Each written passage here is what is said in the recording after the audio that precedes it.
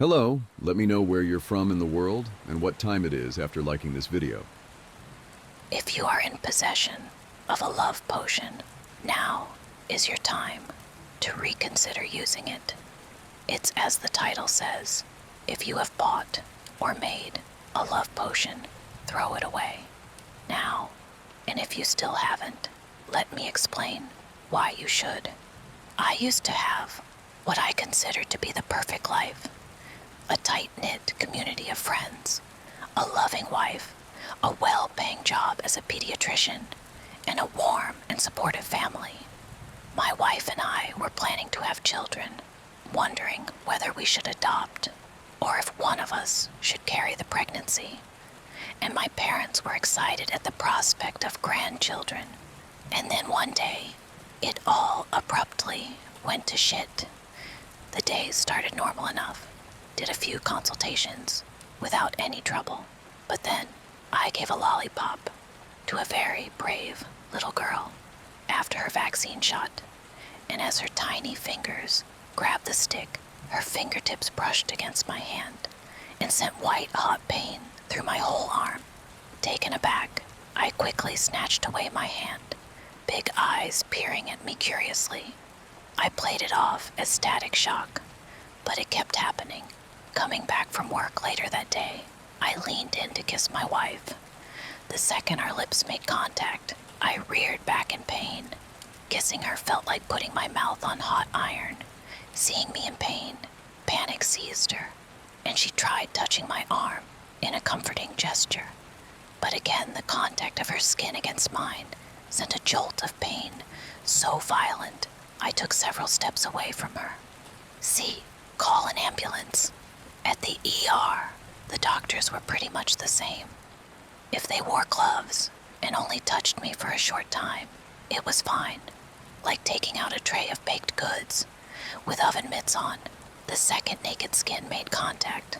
However, the pain was unbearable. Their first thought was an allergic reaction. They asked me what I'd done or eaten that day, but I hadn't done anything out of the ordinary. I'd put on the same cologne, eaten the same lovingly cooked breakfast, drunk the same coffee at the same coffee shop, eaten the same sandwich from the same bakery. As it could be a matter of repeated exposure to the allergen, the doctor prescribed some blood work. I anxiously waited for the results. That first night in bed with my wife was hell. Force of habit kept making us touch by accident. A playful and reassuring foot on my shin felt like having the skin of my leg peeled off. An attempt at hugging her ended with me jumping clear of the bed, wailing, her fingers brushing my face as she turned in her sleep. A white, hot iron poker dragged across my eyes. I ended up sleeping on the couch.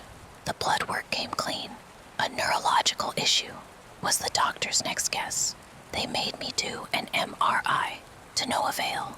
Something in the staff's eyes turned off then. A light, I later learned, was their desire to help, extinguishing itself with a speed that meant it had never been very strong to begin with. It was obvious that they no longer believed me, that they thought my pain was psychological, somatic, and therefore, in their mind, no longer real. They weren't the only ones. Over the course of the following months, my wife's support waned until it turned into resentment. She took the fact that I couldn't touch anyone as a sign that I didn't want to touch her, that it was, somehow, a repressed homophobic part of me that was balking at the idea of starting a family together, and manifested it that way, which was ridiculous. I hadn't dated men since high school, 15 years ago. I hadn't even had feelings for one beyond friendship. The first and only man I had fallen for had become my first girlfriend. My wife knew all that. It had even become an inside joke about how effective my gaydar was. It did nothing to appease her doubts. Sometimes it made me want to scream at her, to yell, What about in sickness and in health, huh? But other times, I understood. What if she was right? And even if she wasn't, didn't she have the right to be angry? What if we had a child, and I couldn't even hold it? Little by little, everyone around me left, or I cut them off. My wife was the first to go, of course. I knew she had been cheating on me for a few weeks. By the time I offered we divorced, leaving her hurt, but the look of relief on her face when I offered we end things hurt even more. I went back to my parents' house, looking for comfort, but even there, I quickly felt unwelcome. My family had always been very tactile. My parents' attempt at comfort almost always involving a hug, a pat, or a comforting hand on my arm, all of which I kept evading. I tried meeting with my friends, but it always made me incredibly anxious. In summer, the heat made it hard to cover enough to avoid touch. In winter, it was easier, but even then, overheated interiors were hell. Worse than the pain was the constant fear of it, of a store clerk's fingertips brushing my palm when handing me back my change, of a stranger bumping into me, of a friend absent-mindedly leaning in to kiss my cheek. All those casual brushes of skin I had never thought about before that now brought pure agony. I felt like there was never enough layers of protection between myself and the searing pain other humans could inflict me. Unsurprisingly, my work too suffered from my new condition and subsequent paranoia. It was a bad look for a doctor to treat all of their patients like they were highly contagious, always wearing gloves, keeping touches to the strict minimum. I tried to compensate by being very friendly, but it was like both children and parents could feel something was off. The kids got restless. The parents started to suspect I had some sort of problem. Add word of mouth into the mix, and the number of patients coming to my office declined steadily. You would think eventually I'd build some pain tolerance, but if anything, it got worse. The oven mitts getting slimmer and slimmer. Soon I couldn't take the subway during rush hour, even clothed from head to toe, and could only go out when there were less people in the streets. I had to ask a colleague to put me on sick leave because I couldn't do consultations anymore. A year after the symptoms had first appeared, and I was at rock bottom. That's when I met Frank. I was at a cafe, so tired and miserable. I didn't look where I was going and bumped into him. I braced myself for misery, tensing every muscle, but nothing happened. Completely taken aback, I held the hand he offered me to get up. Without thinking, I was already regretting my choice when our palms closed against one another. But then, nothing. No pain. "Hey, you all right?"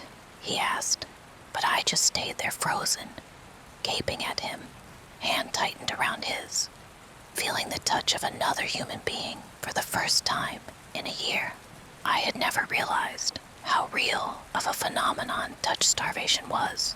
Of course, as a physician, I knew it was a thing, but it was different to experience it myself. As horrible as the deprivation had been, the euphoria of being able to touch someone again was unlike anything I'd ever felt before. The rush of endorphins was such a high, I almost swooned, like a cartoon character. Coupled with our accidental bumping into, it seemed like a scene straight out of a romantic comedy. Love at first sight. Cue the violins and the platitudes about time stopping. "Are you okay?" Frank repeated. "Yes, I think you might be." My soulmate was not something I could just spring on the man, so having completely forgotten everything I'd painstakingly memorized in my teenage years about how to act around boys, I blurted, "I'm Nadia. Can I have your number?" Thankfully, that only made him laugh and blush a little. which was cute. He probably thought he was living something completely unreal. You and me both, buddy. When I went back home, I realized just how ridiculous I'd been. What if this had all been a coincidence? What if I was just cured? I went to hug my mother that night for the first time in a year. It felt like being burned alive. After a good, long cry alone in the bathroom, I came to terms with the reality of the situation. It really was something about Frank, and only him. Unsurprisingly, we quickly started dating after that, which led to a lot of soul searching. I'm 33 and had been identifying as a lesbian for the last 13 years, so it was a massive shock to fall for a man. It made me queasy to think my ex-wife might have been right, that it might have been my subconscious trying to tell me life with her wasn't what I really wanted, even if it had seemed so real. Dating Frank was fine, for the most part. Touching another human was a luxury I had clearly taken for granted. Every time we held hands or hugged was incredible. After months without it, more intimate gestures were more complicated. Kissing was still mostly okay, but as much as I had missed the touch of another human, anything beyond that made me really uncomfortable. I tried a couple of times to psych myself up when we were kissing, and his touches turned more pointed, but I just didn't feel any of the desire I'd felt for my ex-wife or girlfriends over the years. And I wasn't a teenager anymore. I knew what desire felt like for me, and I knew that I didn't feel it for Frank. But he was also the only human whose touch wasn't physically painful. At least Frank wasn't pushy. Of course, he was a bit bummed that intimacy between us was going at a snail pace, but he was content to wait. I had told him that I had a condition that made touch difficult, and he was very understanding.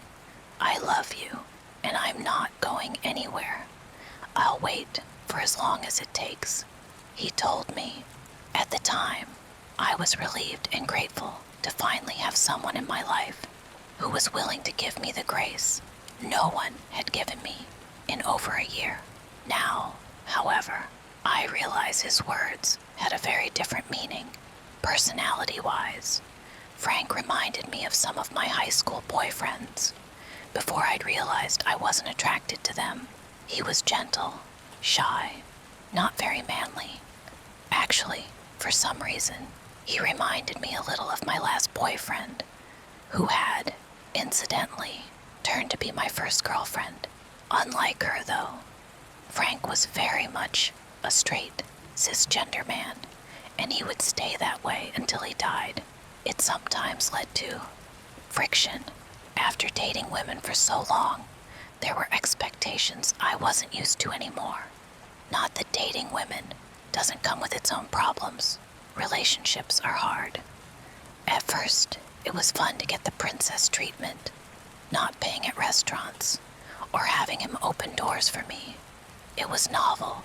It stopped being cute when he told me I shouldn't wear heels because it made me look taller than him, or that he was uncomfortable that I earned so much money as a doctor.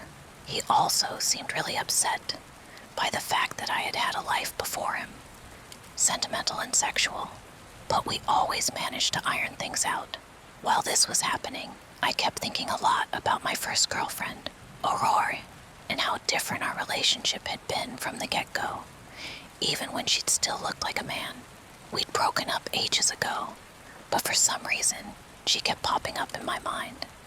After a bit, I realized I might have missed her. She wasn't the only one.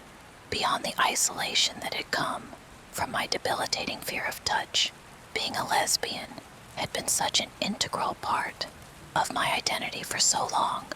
I felt deeply uncomfortable reconnecting with my friends now. I didn't feel like I belonged to the bars, cafes, or club I'd gone to. Didn't want to talk to the friends who's been at our wedding with my ex. I was all the more uncomfortable that I'd let a lot of biphobia fly from said friends. over the years and was now terrified of reaping what I'd sown. And then, one day, everything came crashing down. I was getting bubble tea at a little shop near my house when I heard a voice call behind me, "Nadia." And there she was, Aurora. She was a vision, radiant, like her name. She looked exactly as I remembered her, and yet nothing like it. The numbers of piercings on her ears and face had doubled, and new tattoos had bloomed on her arms, some covering older, less well-made ones. Her style had gone from chaotic young goth to sophisticated older goth, and it suited her perfectly.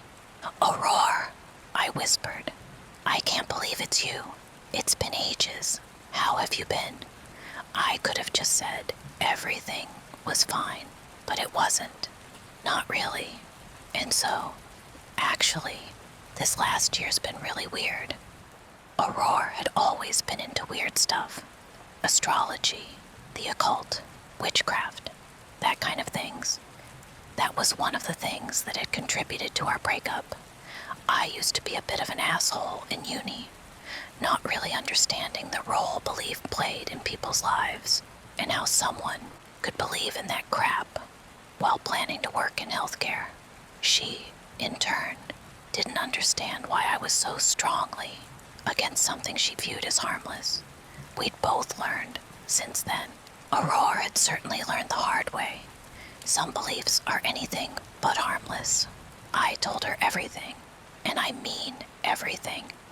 How I hadn't been able to touch people in over a year.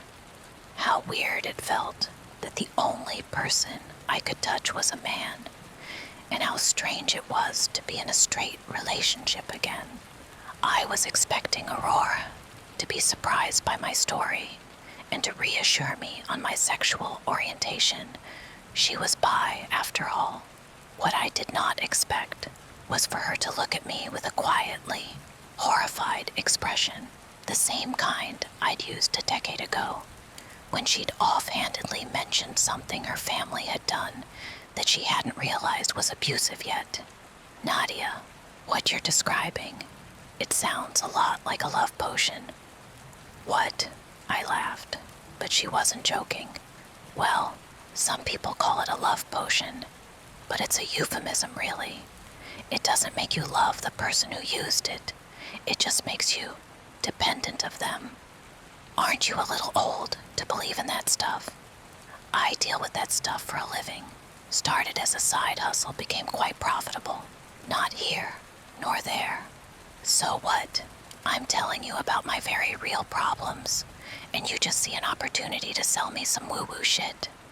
Are you planning to rope me into an MLM scheme next? Nadia, you had everything you wanted in life.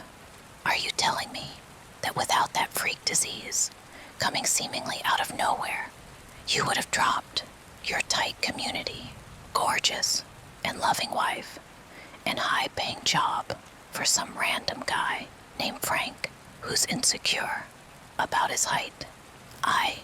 Fuck, Aurora was right. This wasn't like me, man or not. I had never been the type to fall in love with a stranger, and even if my preferences had suddenly changed, I had plenty of male friends and acquaintances who were way more my type than Frank would ever be. But why? How? I couldn't imagine why anyone would use a love potion on me, especially a man. There were thousands, if not millions, of women way more conventionally attractive than I'd ever be. Also, how had Frank even managed it? Didn't a potion need to be drunk in some way? How had a stranger managed to poison me? "Listen, I need to get back to my day job," Aurora said, "but give me your phone number, and we'll get to the bottom of this." I took out my phone, the background picture, a photo of Frank and I, that was now starting to feel more unsettling than cute. My uneasiness was nothing compared to Aurora's reaction. Her face blanched when she saw it. "Nadia, that's Francis Gannett." That couldn't be. I knew Francis Cunit. He'd been one of Aurora's friends, pre-transition. He'd had a crush on me, and had been incredibly obnoxious about it. Creepy even. Aurora hadn't liked his behavior at the time. Even more so when her group of friends had started acting like it was fine. Just boys being boys. She'd completely cut ties with them after that, investing in her other friendships and our relationship, which had eventually helped her figure out who she was. What? There's no way I would have recognized him. Would you? After that first incident, I made sure you wouldn't cross paths. Fuck, that was probably why I'd been thinking about Aurora so much in the last few months. She was the link between me and that creep I'd thought to be a stranger. I had kissed Francis Junet. I had very nearly had sex with Francis fucking Junet. I was gonna be sick. Can I make it stop? Aurora's expression became very somber, and my stomach dropped. Yes, but it's not easy.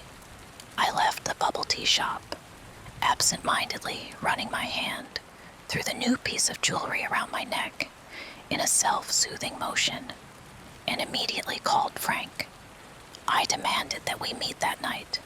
He must have misread my tone, mistaking my nervousness for eagerness, because when I came to his Housemanian apartment, everything was suspiciously clean and tidy. Even the gigantic mirror embedded in the wall was spotless. I could imagine why he'd cleaned it. I didn't let him kiss me or get near me. His touch might have not hurt, but it did not bring any comfort anymore. Instead, it made my skin crawl. Frank, I know about the love potion. The love. He stared at me with wide eyes. I think his surprise was genuine, because the question he asked next definitely wasn't, "Babe, what are you talking about?" Please, don't play dumb with me. I know you're the reason why I can't touch other people. Oh, because you want to touch other people, he said, with a derisive tone and an ugly expression of dismissal. Despite not being attracted to him in that way, I had never found him ugly until that very moment. Francis, I haven't been able to hug my parents in over a year because of you. The name gave him a pause. So you remember me? Now I do. Yeah, you've changed a lot, and I only saw you once or twice then. He'd sent me SMS for months, stalked me on Facebook, tried to get in contact with me through common acquaintances, but Aurora had shielded me from the worst of it, so I'd barely seen his face. Would it have changed anything if I had recognized him earlier? His brow pinched, his eyes watered. It was unsettling. What right did he have to cry? I've always loved you, Nadia. Always. But it was like you didn't even see me back then. You only had eyes for Nicholas. I shuddered when I heard the disgust in his voice, but did not correct him. I did not want him to know anything about Aurora's life, now that he was out of it. And then I saw you again at the cafe I had just started working at, and it was like fate, he continued, oblivious to my discomfort. I knew I couldn't let you go again. That was 10 years ago, Francis. So, what's a decade in the face of true love? This isn't true love, I yelled, appalled. Of course it is. Now you finally need me, like I need you. But I don't need you. Not really. I don't even love you. I just don't have a choice. You say that now, but if we spend more time together, then I'll just resent you more. Now I was the one crying.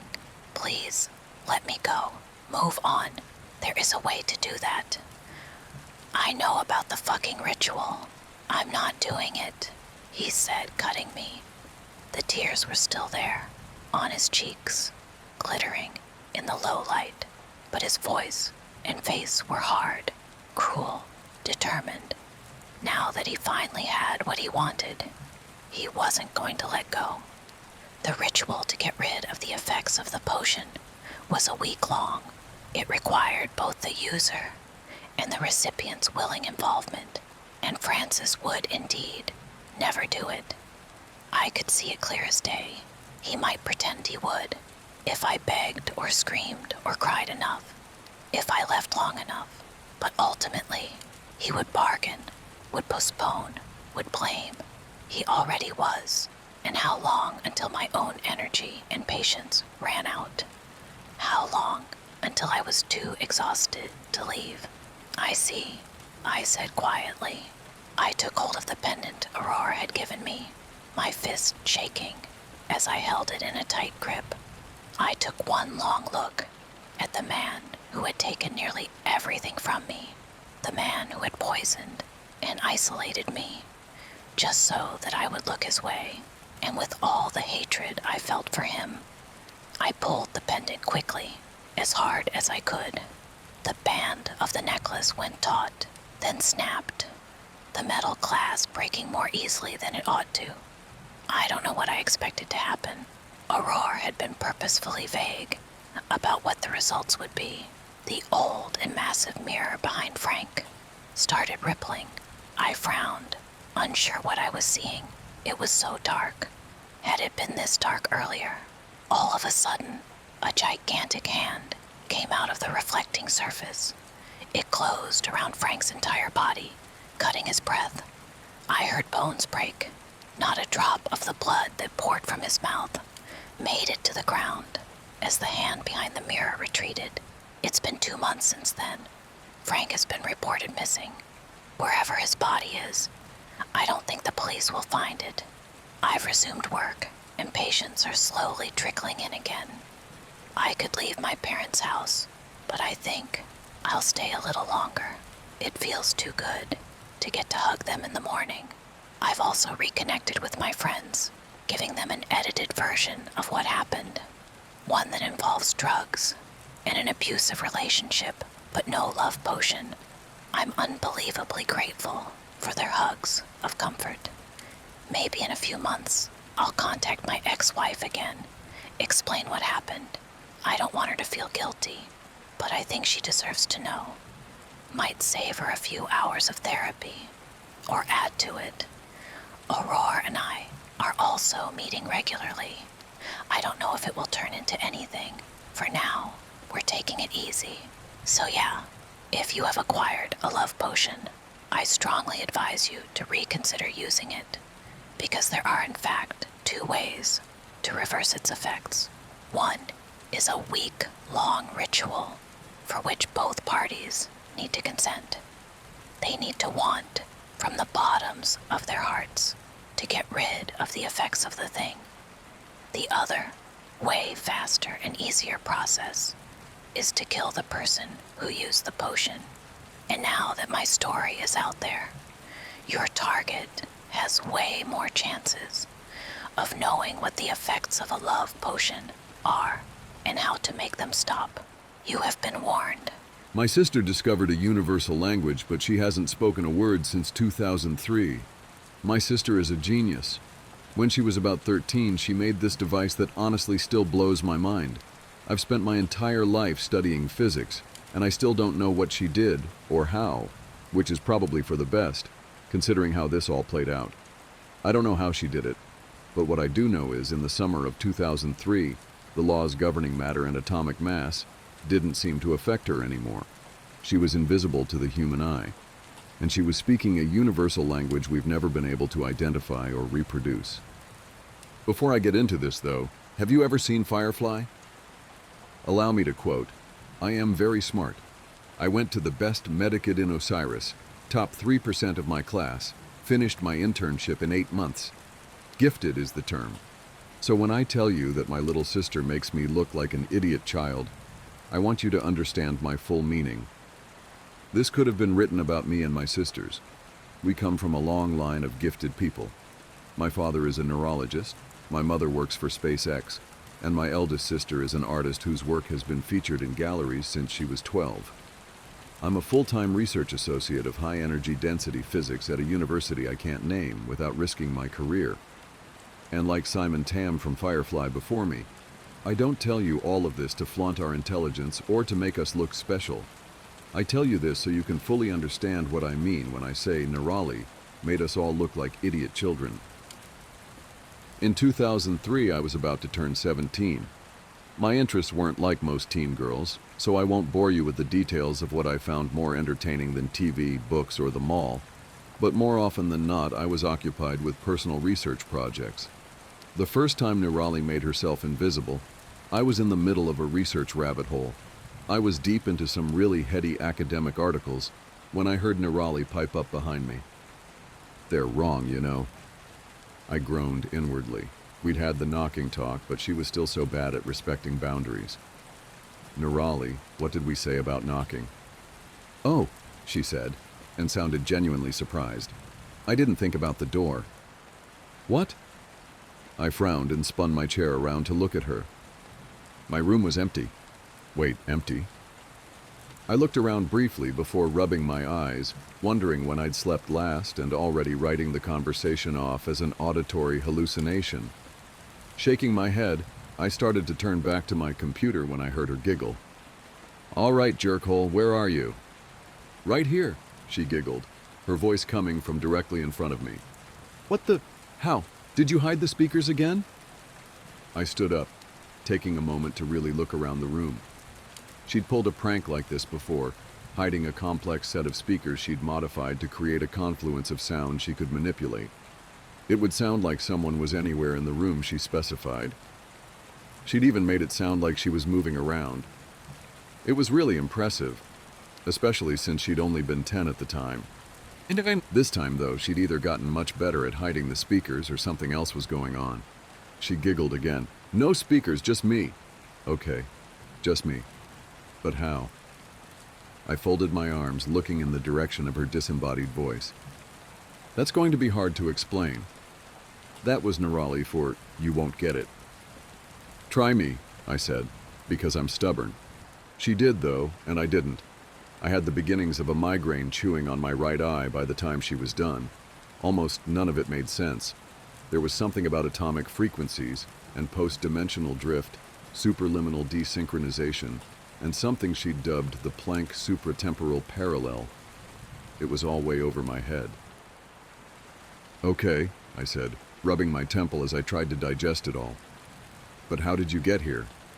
I walked. Infuriating. "I mean, how did you get in here?" I gestured widely to the door, which was closed, and the walls around us. "Oh." I could hear the shrug in her voice.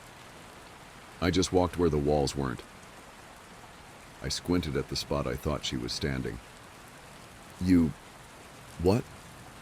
She sighed. It was a special sigh. It was the kind of sigh that told you someone much smarter than you was put out at having to dumb something down enough for you to understand. An embarrassed heat flooded my cheeks. I knew she was smarter than me, smarter than all of us, but it still made me feel like I'd failed simple math in front of Neil deGrasse Tyson and a puppy, and they were both disappointed. "I walked where the walls weren't. The walls aren't everywhere, Divya. In fact, in most places like realities, the walls aren't there at all. So I just walked in those places." I wanted to see the proofs of this statement, though I knew she wouldn't have bothered writing them down, except in scraps and incomplete snippets that only made sense to her. I also knew the proofs wouldn't make any more sense than her original explanation. Even so, it bothered me that I only understood what she meant in the vaguest, most conceptual way. It wasn't natural for me. That abstractness of thought warred with the linear way of my brain, making actual understanding impossible, and I hated it. Sana would have understood. Her brain worked that way, but not mine. I must have looked like I was struggling with it, and I was, because she continued on. "Where I am, or technically when and how, everything is a Schrodinger's puzzle of is and isn't. All I have to do is observe the places where the state of something isn't, and go there." This wasn't helping. I mean, I got the basic concept of what she was saying, but in terms of the practical application of physics, it was a mess of meaningless science-y buzzwords. Nothing she said had any foundation in known science. She could have told me I ate ice cream upside down and chanted purple backwards 30 times, and the wall turned to jello, but only as long as I looked at it from a 45-degree angle. And it would have been exactly as scientifically sound as what she'd actually said. Yet she was the one who was invisible, so the limits of my understanding and science itself had no bearing on her corporeal existence. "Do you still have a body? I mean, can you see you?" "Oh yeah," she said, her voice pitched higher in excitement. "I look like 100 versions of me laid on top of each other. Looking at my hands and stuff is kind of trippy, but I'm here." Cool. I had no idea what to do with this information. She started giggling again. "What now? I can't believe you haven't noticed yet." Noticed what? I couldn't keep the flash of irritation out of my voice. It wasn't easy to accept the premise that she'd managed to trick physics into letting her pass through matter while being imperceptible to the human eye, but I'd had just about all the "how much dumber than Nirali are you" I could take for one day. "What language am I speaking?" I had to blink at that and think a moment. "It's English, isn't it?" She giggled again. "Say something," I ordered in my most authoritative big sister voice. "Nor again is there anyone who loves or pursues or desires to obtain pain of itself, because it is pain, but because occasionally circumstances occur in which toil and pain can procure him some great pleasure." If I concentrated, I could tell the words she was saying didn't quite match what I was apparently translating in my head, but I couldn't hear them for what they were. Except, "Wait, is that the lorem ipsum translation from definibus bonorum et malorum?" She giggled again. "Yep, want me to try something in Hindi?" "Yeah," I said, a little stunned and more than a little curious. "Go for it." "May he in whose lap shines forth the daughter of the mountain king, who carries the celestial stream on his head, on whose brow rests the crescent moon, whose throat holds poison and whose breast is support of a huge serpent, and who is adorned by the ashes on his body, may that chief of gods, the Lord of all, the destroyer of the universe, the omnipresent Shiva, the moon-like Shankara, ever protect me." I frowned, torn between focusing on the words and trying to identify what she was quoting. I started mouthing some of the words as my mind ran back over them, and gawped a little as recognition settled in. "Did you just quote the Ramcharitmanas Ayodhya Kand invocation?" Another giggle. "But how? That didn't sound like Hindi at all." "Fascinating," she said. "It didn't feel like Hindi when I said it, but I was thinking the Hindi words. What did it sound like to you?" "English, I guess. I mean, it didn't sound like anything, but I understood you in English." "That's so cool.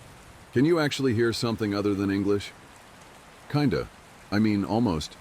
If I try, I can tell the sounds you're making don't match the meaning of the words I'm not hearing, but understanding. But the meaning overrides everything else, so I can't actually identify individual sounds or phrases." "Do you think you could identify the physical linguistics if we went word by word?" "It may be the processing of complete phrases prevents the identification of individual phonemes."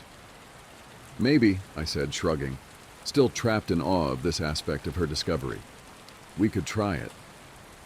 She had me run her through some general object identification to give me a chance to listen for the sounds she was making, and how they differed from the words I knew, the words I was hearing, but I only ever caught the ghosts of divergent beginnings and ends.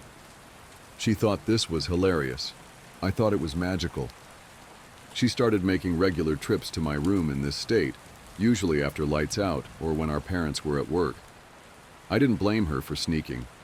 Sana wasn't into the science stuff, and if our parents knew what we'd been up to, we'd have been grounded for life, especially since Nirali had already been banned from experimental projects at home.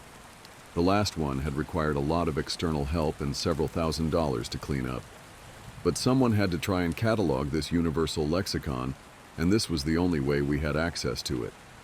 One night, as we lay awake on the floor naming objects, we'd tried making individual sounds before, but without the intent of meaning behind them, there was no divergence. Nirali froze. I couldn't see her, of course, but something changed. She stilled to the point I worried she'd maybe phased through the floor or something and left me alone. but somehow I still felt her presence along with something sharp and alien I couldn't identify. "Nirali?" I whispered, cold unease settling on me like snow. "Shh." It was her, but so quiet I almost missed it. I felt the urgency behind it, though, and hushed to wait in the silence with her. As the seconds ticked by, a prickling dread crawled across the room. It started at the edges where the shadows were thickest and spread outward, tainting everything it touched, including me. My pulse quickened as a primal paranoia sank in. I knew it was just Nirali and me, but it felt like a predator was stalking the shadows, searching for us, and it was only our silence that kept it from pouncing. To keep the paranoia at bay, I focused on the warm red readout of the clock above my desk. The slowly changing numbers were soothing and hypnotic. They dulled the edges of my fear until, at some point between midnight and 2 a.m., I fell asleep. I only realized this when Nirali finally whispered my name, pulling me back to reality. "Divya, wake up." I swam back to consciousness slowly, shaking off the half-formed discomfort of a dream I couldn't remember. "It's gone now." "What's gone?" I rubbed the sleep still clogging my vision and blinked at the clock above my desk. So late. Had we really been laying on the floor for 2 hours? Nirali didn't answer. Not for a long time. Long enough that I thought maybe I'd dreamed her waking me up entirely. "The shadow behind the walls," she whispered, cutting the silence away like cobwebs. There was a weight to her words I couldn't describe that tickled the primal centers of my brain again. An ancient urge calling to me, telling me to hide. "The... what?" I croaked, propping myself up on my elbows. But Nirali was gone, not just quiet. There was a difference in the room when she left, and I could always sense it, even if she didn't say she was going. A few minutes later, she was at my bedroom door, actually knocking. The sound startled me, giving my heart a sudden workout with a spike of adrenaline. I snuck over to the door to let her in. Too keenly aware of the night around me and jumping at shadows I suddenly worried couldn't be trusted. Without a word, she slipped past me and crawled into bed, hiding beneath the covers with her knees against the wall and her back to me. I took my cue as it was offered and crawled in behind her, offering myself as protection against the night. Sleep was slow in coming as my body flushed the survival instinct from its veins, but eventually it must have come as the next thing I knew the sun was peeking through the windows and Nirali was watching me sleep. "Divya?" Nirali said my name like she was testing it, as if she didn't expect to hear it again. "Yeah?" "Nothing," she said, curling back under the covers before adding, "Thanks." It was a week before she came to me through the walls again. "I think it's drawn to the language," she said, pulling me out of a dream about superfluid. "What is?" I yawned, oddly comfortable with the resumption of our nightly conversations. "The shadow behind the walls." "What is that?" "I don't know. Something big. Something old. Older than time, maybe." "What's with the sauna talk? Older than time." "I don't know, Divya, that's just what it feels like." She was always like this, caught somewhere between science and emotion, like the perfect cross between me and sauna. I think it allowed her to think abstractly enough to escape the box of the known to innovate, while remaining linear enough to build a new box to house her innovations. But sometimes it meant she didn't have the math to back it up. Sometimes it was just a feeling or the hint of a notion. But even then, Nirali's feelings were always spot on, even if it took science a few decades to prove it. "All right," I said, accepting that answer. It was odd, I realized then, how a few weeks of exposure to what my mind told me was factually impossible opened me to the flexibility of the possible. I was surprised, too, when I noticed my first instinct wasn't to challenge her or demand proof, just because what she said was beyond my experience or immediate comprehension. Instead, I would nod and accept that what she said, what she experienced, was simply truth, and the limitations of my understanding couldn't change that. "What does it want?" "I don't know. I don't think it talks, but I think it listens and understands." "That's unsettling," I said, shifting under the covers. The superstitious child in me made sure my feet were hidden in the center of the bed because the shadows still couldn't be trusted. She hummed her agreement. It's not the only thing here, though. A chill surged through me, prompting my heart into a panicked gallop. What do you mean? I mean there are other things, big things, old things. Most of them can't see me, I think. I'm not really where they are, same as I'm not really where you are, but they can hear me, same as you. Are you safe? Nirali was silent. My stomach churned because I knew it meant something big and old and dangerous was near enough to pose a threat. After several minutes passed, she answered, Sometimes. Only sometimes? I sat up, staring at the spot on the floor where she would have been seated. Only sometimes. Then why are we still doing this, Nirali? I wouldn't have agreed if I knew you were in danger. I know, she said quietly, but there's so much here. If I focus on a color, I can experience everything that color has ever been and ever will be. If I think about a time, I'm sitting in what used to be here, or sometimes what will be here, watching a blur of activity that won't happen for another 1,000 years. I've seen cities you can't even begin to imagine made of glittering bone and glass. Monolithic wonders to shame the gods. Last night I was standing in the center of a black hole. Not a hologram or a simulation, but an actual black hole. Captured, contained, reproduced, harnessed, I don't know what. But it was here, and so was I, and through the black hole I saw so many other universes, all laid out like mirrors into infinity. Nirali, I whispered, both awed and terrified. Had she been experiencing these things every night? All the hours we talked about nothing and nonsense? But there are also bigger things, she said, her voice dipping into darkness. Things that hide in the glint of starlight on glass. Things that follow me back from the future and wait for me in the past. They skip like stones on water, only touching the surface for a minute and never with their whole selves. But even that much is too much. It hurts to look at them. There are too many shapes at once, and all of them are hungry in ways I don't understand. Tears welled in my eyes as I listened to her. It hurt to accept these things as truth. I couldn't understand them, or touch them, or even experience them myself. But I had to accept they were real, because my sister was invisible. She could pass through matter at will and spoke a universal language to me every night. But accepting all that also meant accepting that my sister spent every night compelled by her own curiosity to go back to this dangerous state again and again, only to be terrified by what waited in between. I'm glad they can't see me, but I don't think that will be true much longer. What? Why? The shadow behind the walls has been in my room all week. I can feel it following me around. It's listening now, but I don't think it will come in your room again. Nene, you have to stop this. I can't, she said, her voice thick with imminent tears. Of course you can. Just come back and we'll destroy whatever you've been using to shift.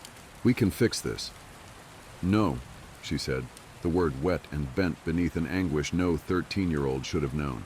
You don't understand. What could possibly be worth the risk? My heart broke in the silence that stretched between us. An eternity of pain and longing swirled between us, and one final fragile breath spoke of the tears she held back when she found her voice again. I can't speak English anymore. I didn't understand. Like the first time she described the math to me, this statement defied understanding. What do you mean you can't speak English anymore? I mean I can't speak anything but this stupid between language, Divya. I tried and tried all week, but all that comes out now is this ugly mess of gurgles and scrapes and noises I don't recognize, and I'm so scared. I'm so scared because they can still hear me when I'm out there with you. And out there, I'm not invisible. And you and Sana and Mom and Dad aren't invisible. And none of us are safe when I'm out there. And the only time I can talk right is when I'm in here, she sobbed. When I'm here with you. My heart turned somersaults in my stomach. I let this happen. I should have stopped her the day she showed me her stupid science-shattering trick. Nene, I whispered. And all I wanted to do was hold her until everything was right. You have to come back. I don't know what we'll do to fix this, but you can't stay there. I know, she said through a heavy veil of tears. I just didn't want to lose you. To lose us. You still have me. But I won't out there, not like this. I didn't have a good answer for her. We'll find a way to fix it, was all I could say, and we both knew it wasn't enough. We also knew that it had to be, because we didn't have a choice. I felt her presence fade, and a few minutes later there was a quiet knock at my door. Nirali stood on the other side, shaking as silent sobs racked her narrow frame. I gathered her up, shutting the door behind her, and together we curled around each other on the floor and cried. We cried until we passed out from exhaustion and woke up long after the sun had risen. I woke to Nirali watching me again and blinked away the haze of tear-stained sleep. Nirali? She nodded, mute, a sadness hanging over her shoulders. Can you? She shook her head. Nothing? She glanced up, looking over me and toward the hall as someone passed by. I could tell a million thoughts were flitting through her head in that moment, most of them conflicting. But after a minute or so, a stony resolution had settled in her eyes, and she scooted closer, waving for me to do the same. Her mouth was almost against my ear when something unimaginably foul rattled from her lips.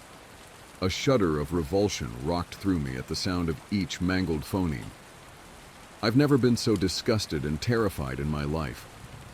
I could hear her voice, but it was dripping with caustic venom, dragging over hot coals, buried in the deepest ocean and clawing at the edges of sanity with angry talons. It was wrong, and to this day it was the most vile, viscerally upsetting experience of my life. The words, this language, was never meant to be spoken by man. Science won't support me, but I know in my bones these words have power man wasn't meant to use.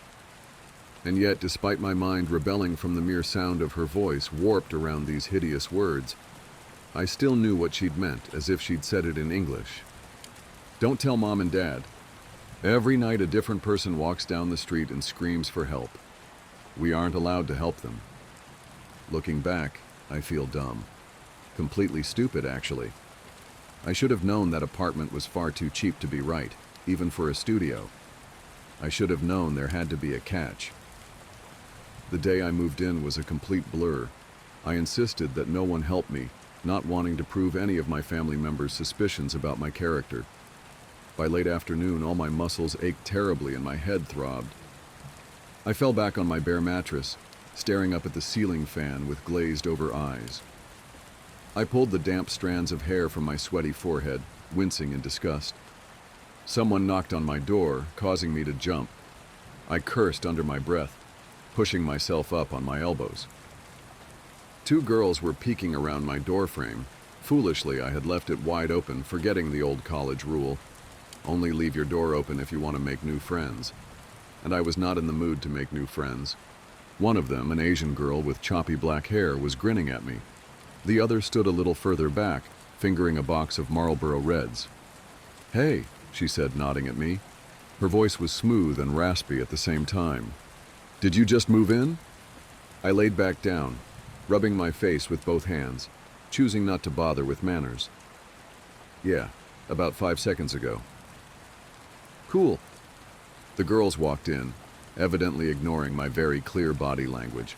The girl with the black hair ran her fingers along the edge of my desk and then picked up a little ceramic duck from my unpacked box of trinkets.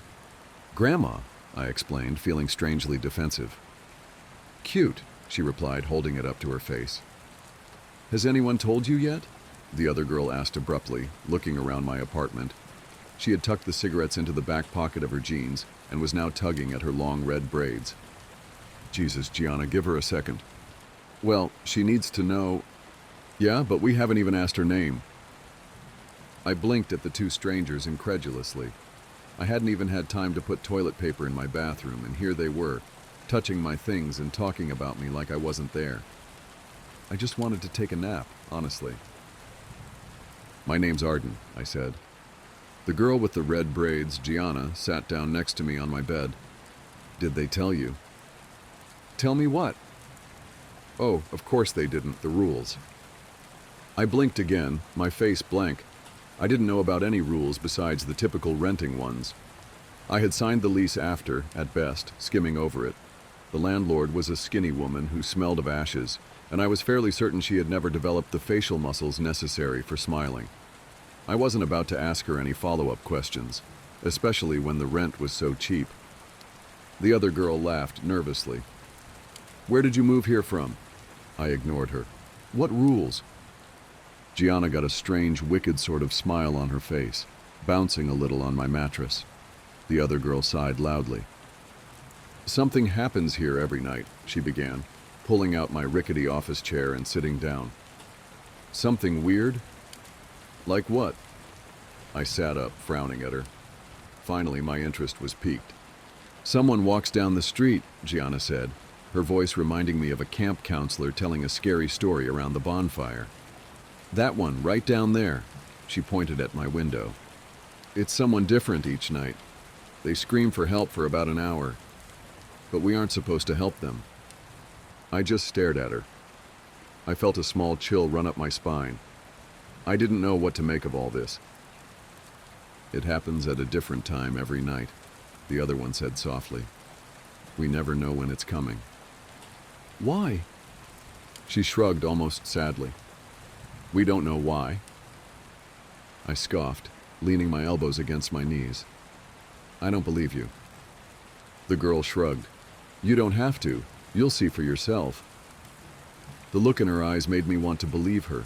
She seemed sincere, but I couldn't even begin to fathom what they were saying being true. It was too strange, too outlandish. I knew this wouldn't be the nicest neighborhood, but it couldn't be that bad. It had to be a prank. They had to be hazing me or something. "We'll come back later," Gianna said matter-of-factly. "We'll show you."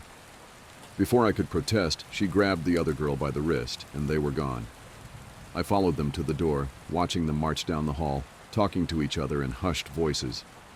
I closed my door behind them. That night, as promised, they came back. They came dragging along two boys. One was somewhat muscular, wearing a tight black t-shirt and baggy jeans, and my eyes were instantly drawn to a silver heart-shaped locket around his neck. He smiled at me and introduced himself as Will when he walked in. The other boy was smaller but chubbier and nervous-looking, with a buzz cut and ill-fitting cargo shorts. His name, I was told, was Mateo. The girl named Gianna came in carrying a bottle of wine and that same slightly crumpled box of cigarettes. The other one, the girl I still didn't know the name of, was the only one who looked even somewhat apologetic. They all sat down on my dusty floor, next to the window, and motioned for me to join them. I sat between Will and the nameless girl, unsure whether I should continue feeling violated or if I should just give in to my strange, pushy neighbors. "Do you all live in this building?" I asked, hesitantly accepting the wine when it was passed to me. "Yeah," Will answered with a grin. It seemed half-hearted. "This building is where all the young people live." "It's where they put us," Gianna cut in, lighting a cigarette. It didn't even occur to me to tell her not to smoke inside. "We've all been sorted out." "Forgive her. She's a bit of a conspiracy theorist." "It's not a theory," she snapped, glaring at him. "Look at the other ones. Next door, the middle-agers. People with kids, but no grandkids. Across the street, old people. Not a single 20-something in that entire building. May, tell him." So her name was May. I looked her over, admiring her smoky eye makeup and how she'd tied her hair up, long strands poking out like exploding fireworks. "Stop it," May muttered, reaching for the wine bottle. "You'll scare her." "I'm not scared." She just shrugged at me as if she didn't believe me. We passed the bottle around, and then around again. I listened to them bicker and laugh. It was clear they'd all been friends for a while, and I felt a little bit like I was intruding, even though they were in my apartment. Will asked me if I had gone to college, and I told him I did, but I dropped out. They all nodded sympathetically, which made me feel stupid. By midnight, I was a little bit buzzed, and my guard was beginning to fall. I had to admit, it felt good to have friends. I had already mentally resigned myself to a life of solitude, at least for a while, but it seemed that might not actually have to be my fate. I laughed at Mateo and Gianna's drunken argument, passing a cigarette back and forth with May, blowing the smoke out of my open window. I had almost completely forgotten why they were all over when it happened.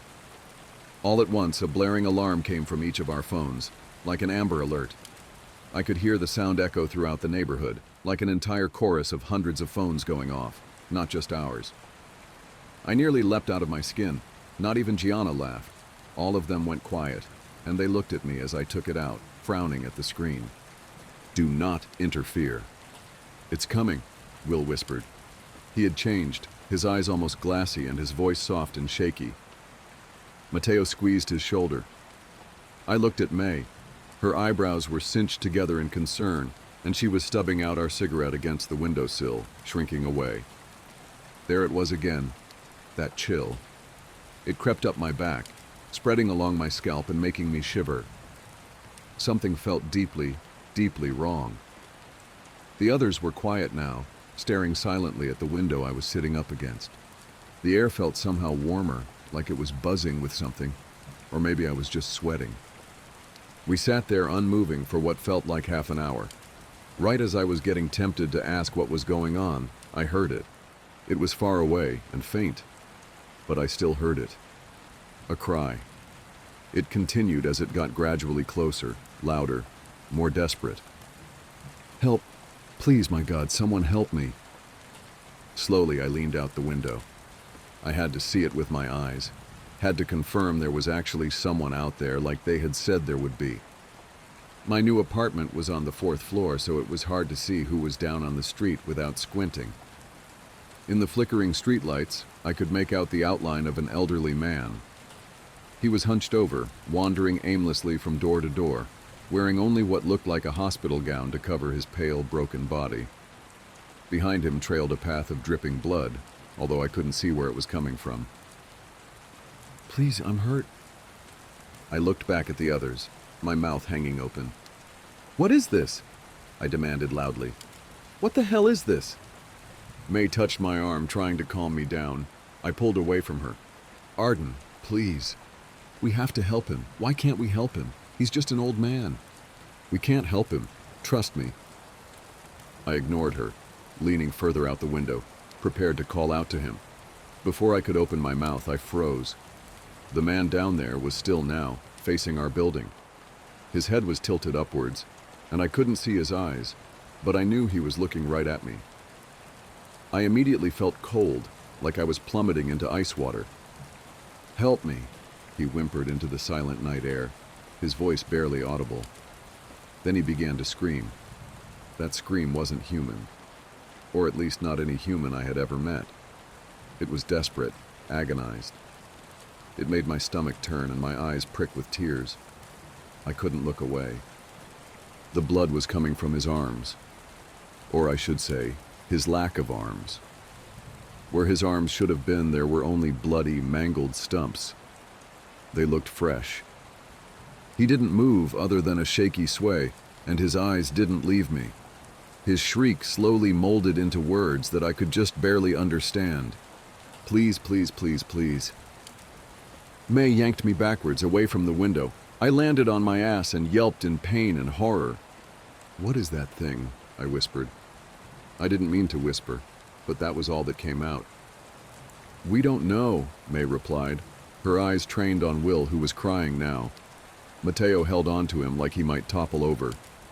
"We just know to follow the rules." "What happens if you don't follow the rules?" I asked, and immediately regretted it.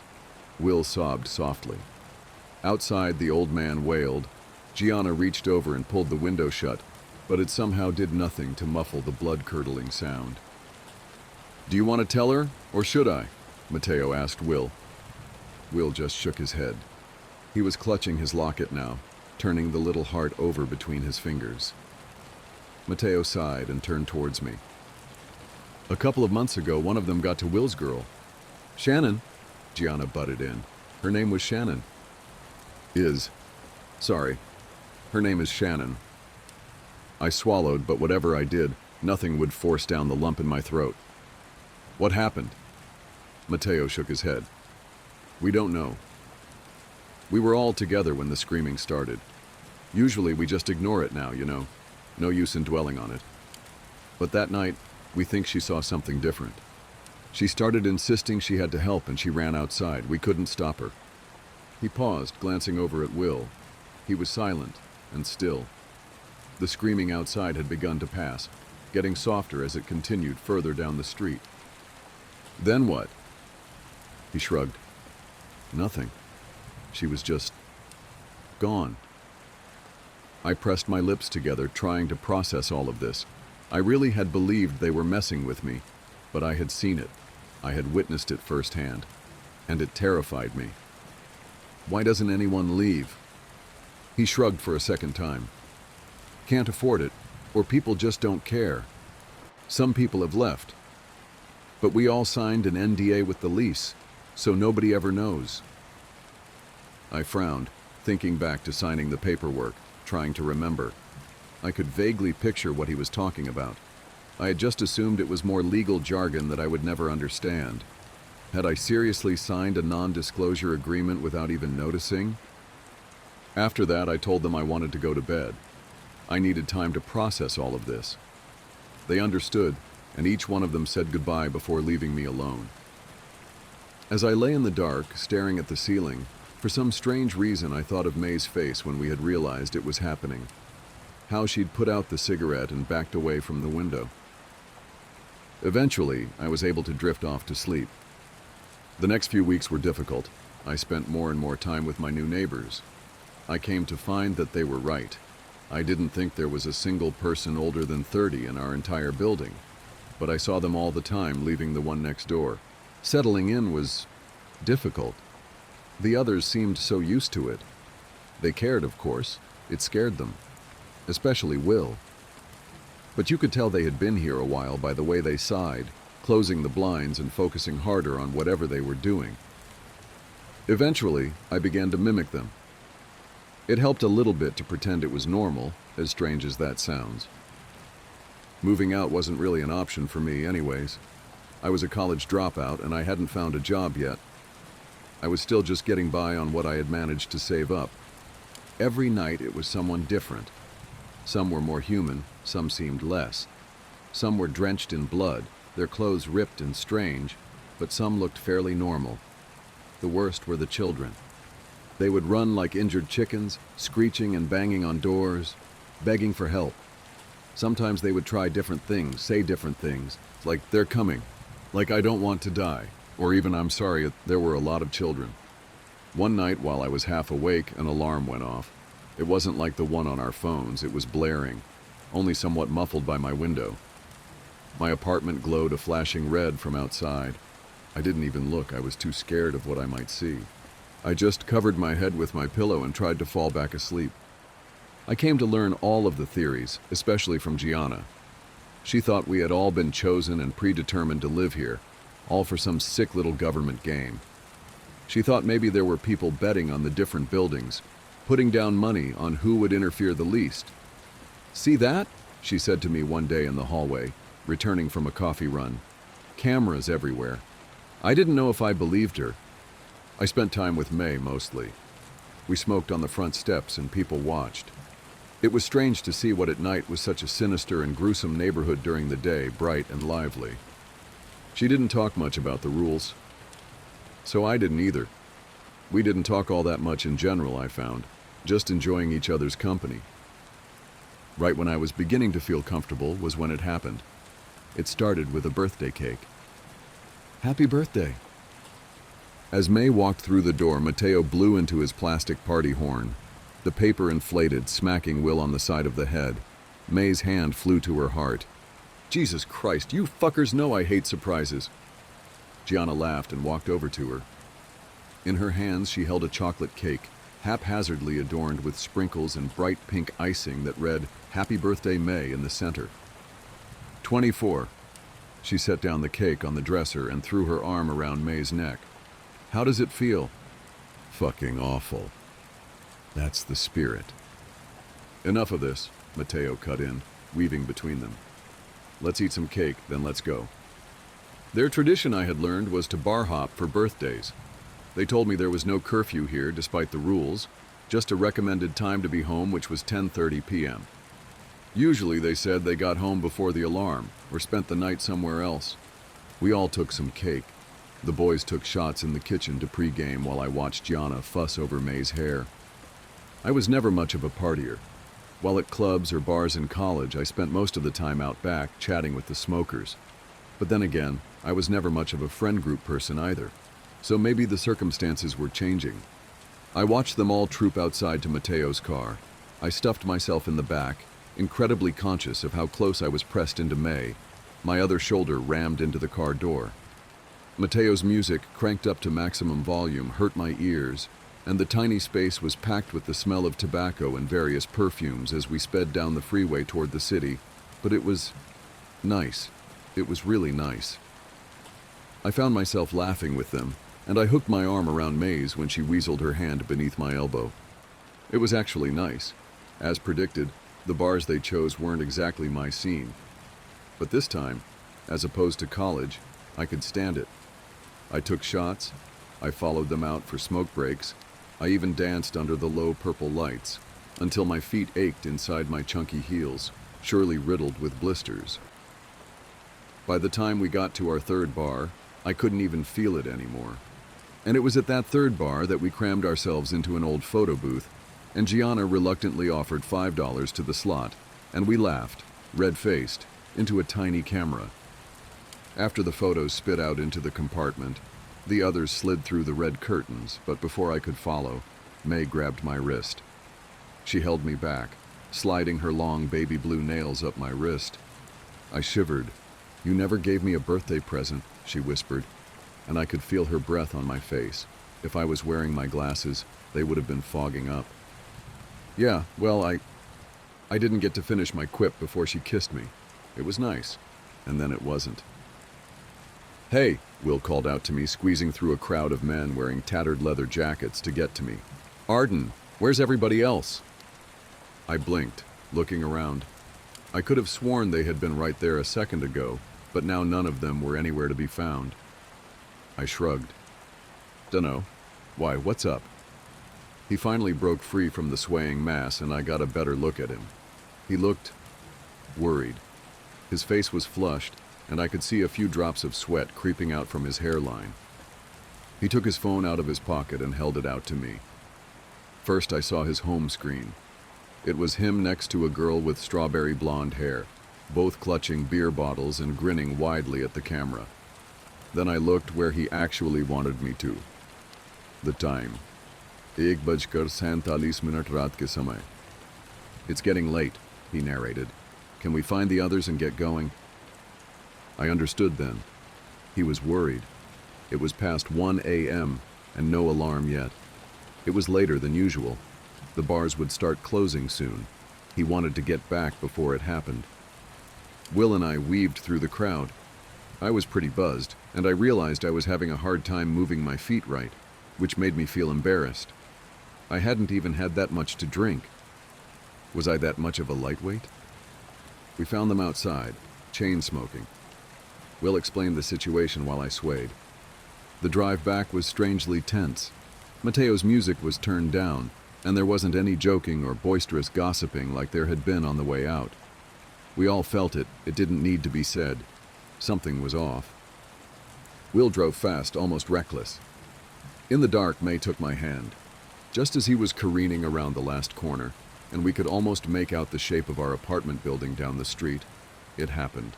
All of our phones went off at once. Gianna let out a small shriek from the other side of the back seat. "Do not interfere." Mateo turned back towards us, pressing his finger to his lips. Had this ever happened before? By their reactions, I didn't think so. It was different when it came when I was in my bedroom, when I could just shut the curtains and put my headphones on. I felt so small and helpless then, like I was gazing into the maw of something incomprehensibly beyond my understanding. I felt like we were all flies, and this neighborhood, right now, was the spider's web. Will drove slowly now, maybe 5 miles an hour. We were all still. We were all silent. Not even a stray breath cut through the quiet. Underneath the glowing streetlights, I could make out the side of Will's face. He was pale, and if I hadn't seen his knee shifting as he pressed down on the brakes, I could have mistaken him for a mannequin. The car came to a stop. I followed his gaze all the way down the street to the dark horizon, and I saw what he saw: a silhouette. It was far too distant to make out what shape it took, but it was evidently humanoid. It moved in a shaky stumble, limping down the middle of the road in our direction.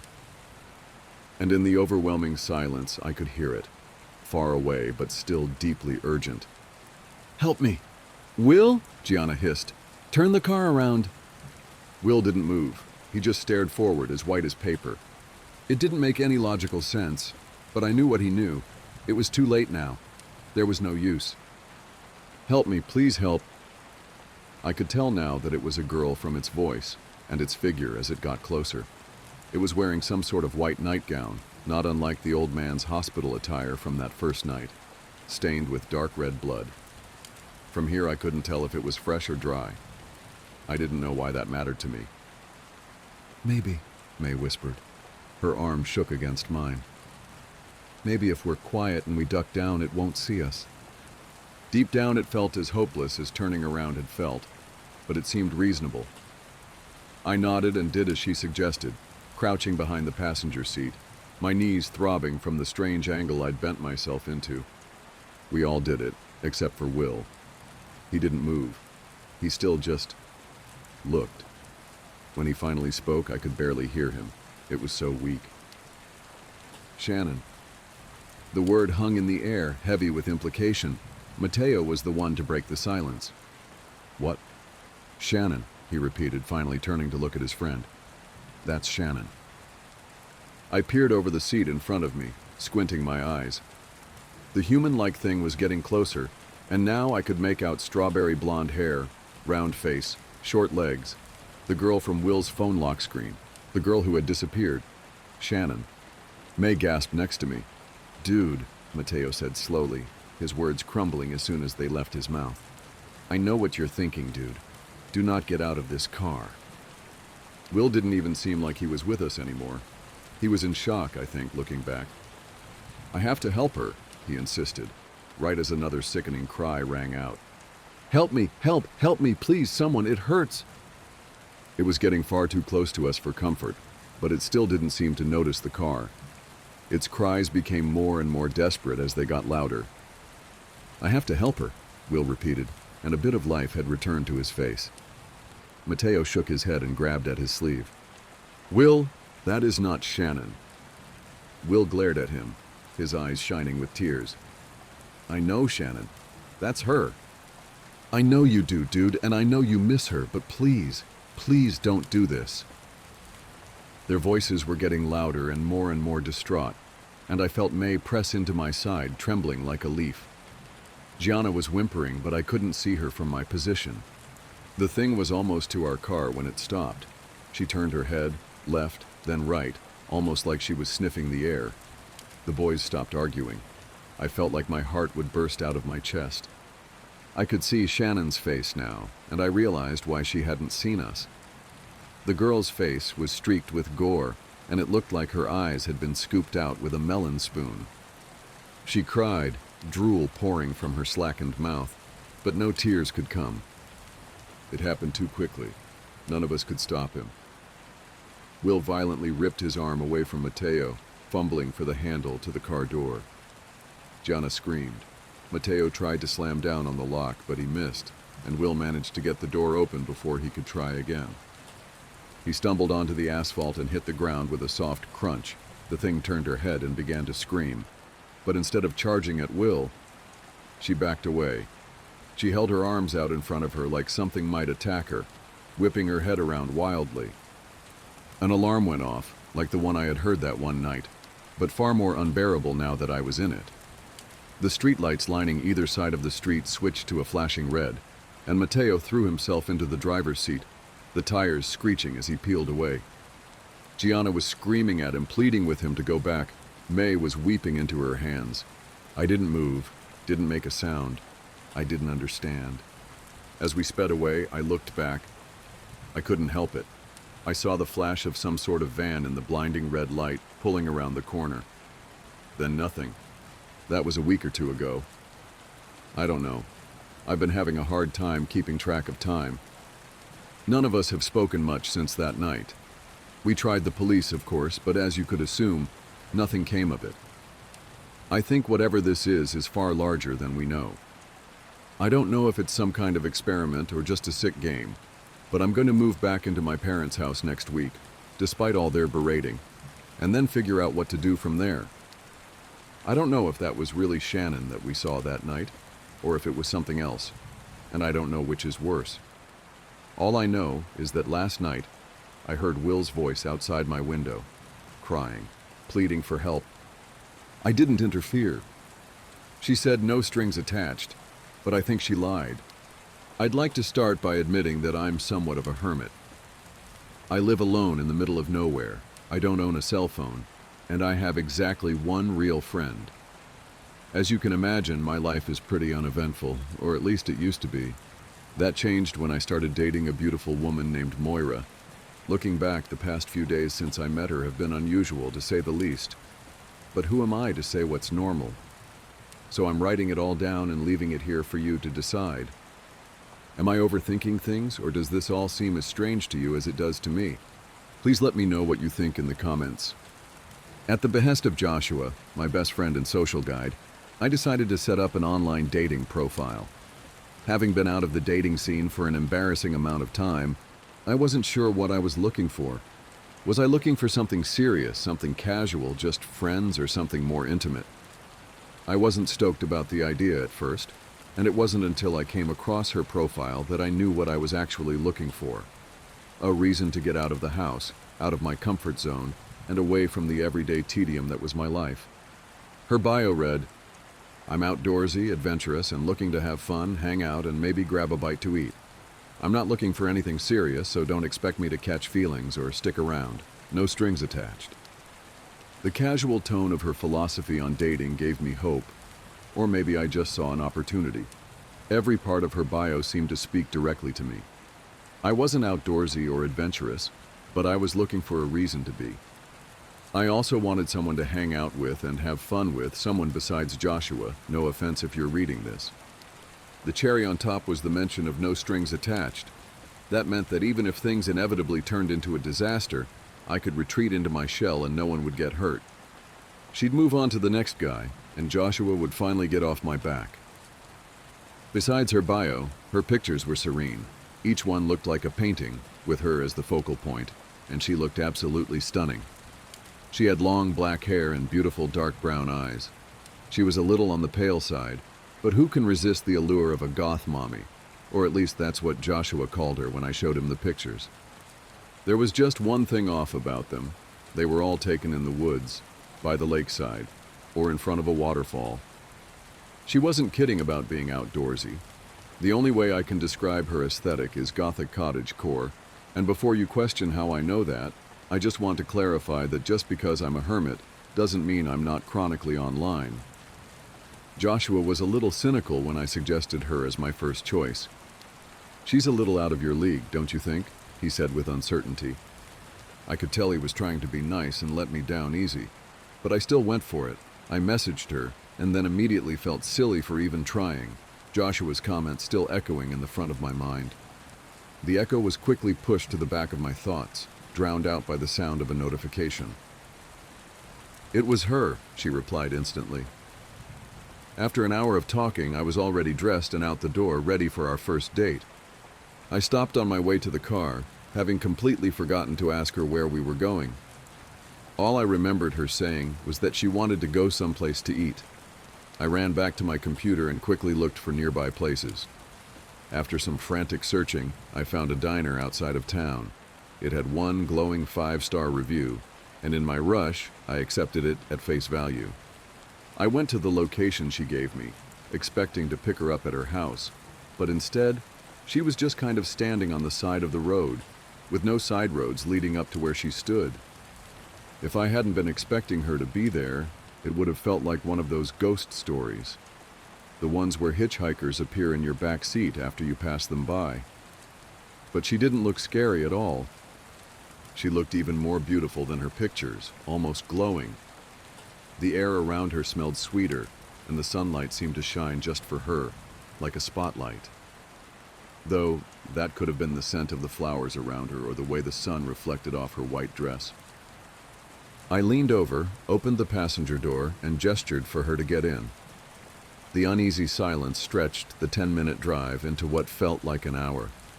The road was as rough as you'd expect on the outskirts of a small town, and my car's worn-out suspension didn't help.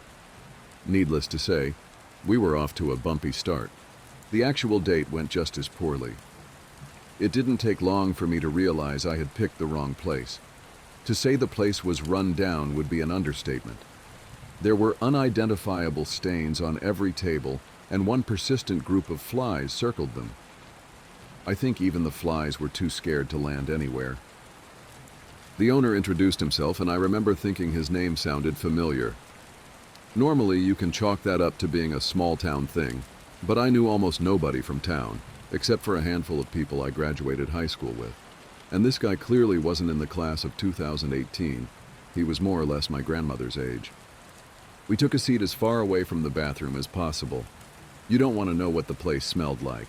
Strangely enough, she didn't seem to mind the smell or the surroundings. Maybe she was just putting on a brave face because I was the only one who ordered something.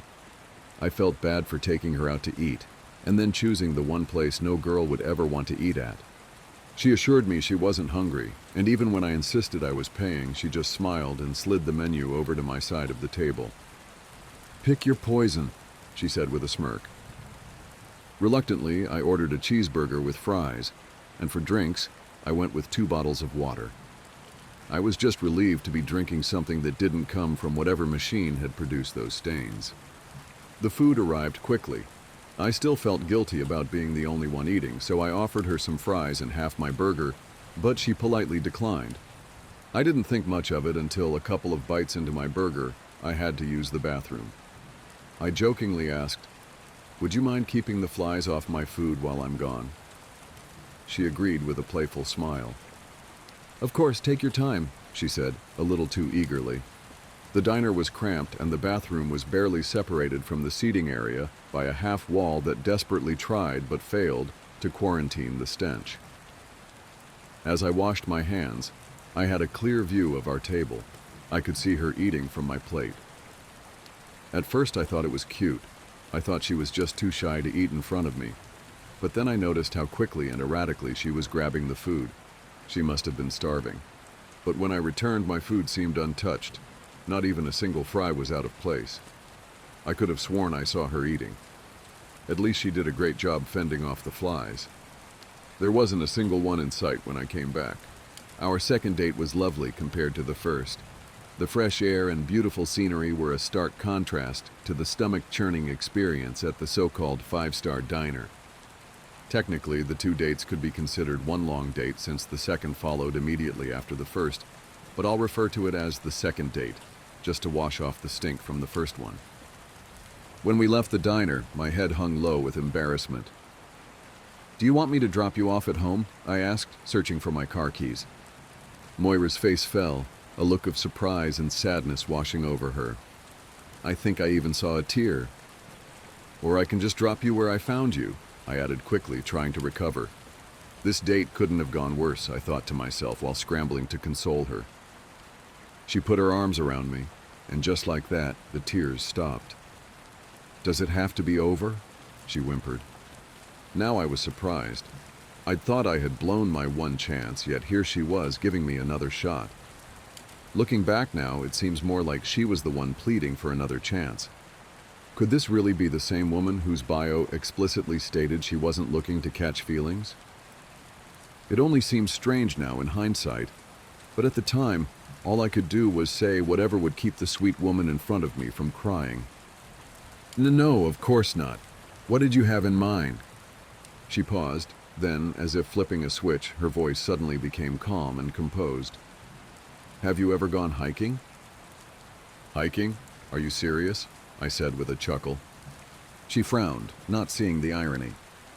Before I even messaged Moira that day, I had been talking to Joshua about first date ideas. Hiking was my first and only suggestion. I knew from her bio she'd love it. But Joshua wasn't convinced. You can't go hiking on a first date, that's ridiculous, Joshua scoffed. How can you expect a girl you don't even know to meet you in the middle of the woods? Not to mention, it's dangerous. I've been hiking before. My backyard is practically part of a hiking trail, I argued, trying to convince both him and myself that I was up for the task. No way. Nobody wants to get all sweaty and exhausted climbing a mountain on a first date, he said firmly, shutting down the idea. I wish I'd listened, but standing there in front of Moira, asking so little of me, how could I refuse? Besides, this wasn't our first date anymore, so Joshua's point didn't matter. I should have known the trail she had in mind started right where I picked her up, hidden in the underbrush and barely visible unless you knew where to look. I had to crouch down to squeeze through the narrow gap in the bushes. The earth beneath me was damp and cool, and the air was thick with the scent of wet leaves and rich soil. This was all so new to me. As soon as I emerged, the contrast was striking. My car, only a few meters away, was nearly invisible, swallowed by dense trees and undergrowth. The road was a distant hum, barely audible, as if belonging to another world. The forest enveloped me, its silence heavy, and the few sounds I could hear felt like a soft lullaby. This wasn't just a hike. It felt like stepping into another realm, a place that had always been here, just outside my home, waiting. Too bad it will be a long time before I can go hiking again. We followed a barely visible footpath for about 15 minutes, making awkward small talk. She was even shyer than I was, but I already liked her enough to want to break through her tough exterior, despite what her bio had said. Eventually, we reached a proper trail, much more defined than the one we'd been following. Staring at the path ahead, it seemed we had two choices, left or right. On the other side, a steep cliffside loomed, too steep for me, but seemingly made for mountain goats and creatures far nimbler than I was. Already a bit winded, I looked at Moira, trying to hide how out of shape I was. Left or right? I asked, exhaling quickly. She smirked, and without a word, grabbed a tree branch and started climbing. With no hesitation, she scaled the cliff with practiced ease like an expert climber. I could only watch in amazement. "Are you coming?" she called from the top. "I don't know. Seems kinda unsafe. Maybe there's another way up?" I scanned the area for an easier route. "Nope, this is the only way up. Come on. It's my favorite path. The view at the top will take your breath away," she teased, her tone playful, almost like a challenge. I hesitated, staring up at the cliff face. It didn't look too bad, but I could already feel the tension in my arms. I grabbed the first handhold, feeling the rough rock beneath my fingers. I was moving slowly and I almost made it to the top, but when I tried to steady myself and take a breath, my foot slipped on loose gravel. My heart raced as I fumbled for a grip. Just as I thought I was going to fall, a hand shot down and grabbed mine. Moira's grip was surprisingly strong, her fingers wrapping around mine with reassuring force. With a firm tug, she pulled me up. I scrambled to catch my breath, adrenaline still pulsing through me. "Thanks," I muttered, trying to hide how shaken I felt. Moira was one strong lady. She probably could have dragged me up there herself if I'd refused. I looked back at the path we came from, barely 5 meters above where I started. The same trees I had walked under now stretched below me. "That's it? This view is supposed to take my breath away?" I asked, irritation creeping into my voice. "No, silly, that's further up." She smiled, flicking her hair playfully before continuing her ascent. I remember thinking, how much further is this going to escalate? I was already worried about how I'd get back down, let alone going higher. Thankfully, the rest of the climb was relatively smooth. After about 30 minutes of carefully navigating a winding, uneven trail, I pushed through the final stretch of dense underbrush. The path didn't look man-made. It seemed more like something massive had carved through the forest, leaving a jagged trail in its wake. The bushes and trees on either side were thick, but what stood out the most was the smell. It was as if I were surrounded by a minefield of dead animals, yet I couldn't see a single carcass. The only thing that seemed out of place were the trees. At first glance, they appeared ordinary, no different from the ones lower on the mountain. But these were scattered with odd, bulbous growths, From the branches hung white, waxy shapes that reminded me of overripe fruit, but there was something wrong with them. Their shape resembled pine cones, but their surfaces were smooth and glistening in the light. The sizes varied wildly, some as large as prize pumpkins, others small and shriveled like withered pears. Still, I pushed on, just hoping the trail led somewhere. As we got closer, the sound grew louder. It started as a deep, rumbling roar, almost mechanical, like the earth beneath me was groaning. As I got closer, it sounded like water over rocks, but heavier. The noise vibrated through my chest, a low hum that stirred the dead air around me. My steps slowed as the static noise gnawed at the back of my mind. As I pushed past the last few branches, we finally broke through into a clearing. I almost walked right into Moira. She was standing there with her back to me, the only thing between me and the source of the noise. She turned around, her white dress from earlier now caked in dirt, bits of plants clinging to her almost as desperately as I had when she pulled me up. She looked at me curiously. "You know, there's something different about you," she said with a curious smirk. Her words caught me off guard. It was the first thing either of us had said since I first heard the distant rumbling. Most guys would be full of questions by now. Are we there yet? What's that smell? What's that noise? How much further? Blah, blah, blah. But you seem oddly content, just following along, wherever the wind takes you, like a blank canvas or a lump of clay. She smiled. "I admire that about you." I opened my mouth to respond, but before I could say anything, she began unbuttoning her dress. The shock flustered me, my breath catching in my throat. My eyes darted away from her, finally taking in my surroundings. We were on top of a much higher cliff. I stepped forward, feeling icy water seep into my shoes. We were standing at the edge of a waterfall. I'd found the rather mundane source of the otherworldly noise, but the sight before me was unlike anything I'd ever seen. However, my mind was elsewhere, on the woman in front of me, now in her underwear.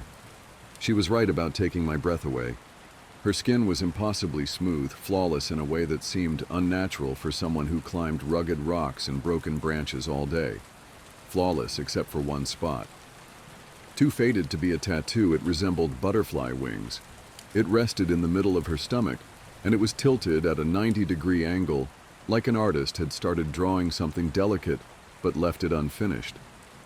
For a fleeting moment, I almost likened it to a tramp stamp, but that didn't sit right. There was nothing crude about it. It was something else, subtle and elegant. Perhaps a birthmark? Beautiful, isn't it? Yes, I stuttered, unsure if she was talking about herself or the view. "Would you join me for a swim?" she asked enticingly. I don't know. The water up here seems a little shallow." I gestured at my soaked shoe. "Plus, the current is a little too strong." "I didn't mean up here," she said with the same challenging smirk as earlier. I stared at her blankly, feeling the blood drain from my face, down to my legs and into the icy water. Her implication was clear, almost demanding. I had already given up my right to say no the second we left the diner. She knew she had me wrapped around her surprisingly strong finger. I couldn't back down now. Even my logical side knew this was my best option, to jump into the white noise at the bottom of the waterfall and pray the water wasn't deceiving me, that it really was as bottomless as it had seemed. The only alternative was to climb down, alone. "It's not that bad. The water will catch you, almost like a safety net," she said reassuringly. "If someone asked you to jump off a cliff, would you do it? The answer is yes, if that someone was Moira." We had only just met, but I wanted her to take me everywhere she'd ever been. And if she was going down that waterfall, so was I. But not out of obedience. I was doing it for me.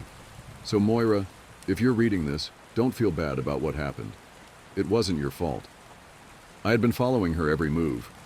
But even before I met her, I was already living life on autopilot, never taking risks. Going out with Moira today was supposed to be my first step toward changing that. So what's one more step, even if it's off a cliff? I anxiously undressed, slipping off my waterlogged shoes and watching as the current took them over the edge. One pair of shoes was a small price to pay for a new life. I looked at Moira with all the steely determination of a man standing in his underwear. I inhaled as deep as I could, my chest swelling with newfound confidence. "Stand back, milady, I'll go first," I said in a voice befitting a hero. I rushed toward the edge, sharp rocks digging into my bare feet, trying to stop me before I did something foolish. But they only turned my triumphant dash into more of a brisk waddle. Then I saw it, sticking out of the water right on the edge, an unassuming, smooth, round rock. A tiny island in a sea of needles. So soft, inviting, flawless. It reminded me of Moira. I leaped onto the rock, placing all my faith in one foot. It failed me. It wasn't until I was already in the air that I realized my mistake. I slipped on the rock that once looked so innocent. Now it was biting into the back of my neck. The rest is only flashes and sounds. A loud thud, a soft crack, a bright sky swallowed by immediate darkness. Moira's scream was drowned out by the sound of rushing water, and the last thing I saw was the surface of the water spiraling closer as I made my descent. What exactly happened after I hit the water? That's something I'm still trying to figure out. It's important to note that I am writing this more than a week after my accident, but the memories are still surprisingly fresh. It took me a while to get this part written down, but I should have the next part posted within a week. But for now, my doctor is urging me to get some rest. I woke up in darkness, unsure where I was. My body felt stiff, my chest tightening with each breath, like something was constricting me. A coarse blanket weighed over me, suffocating in its own way. Even my arms felt heavy, pinned down by strings anchored into my veins. I was wrapped in a cocoon I couldn't escape. My neck was squeezed too tightly to take in enough air, and my breaths came in shallow bursts. I was a fly caught in a web. One by one, my senses returned. The soft hum of machines filled the silence, the sharp scent of antiseptic cutting through the haze. The room swam in and out of focus. It wasn't a web. It was a hospital bed.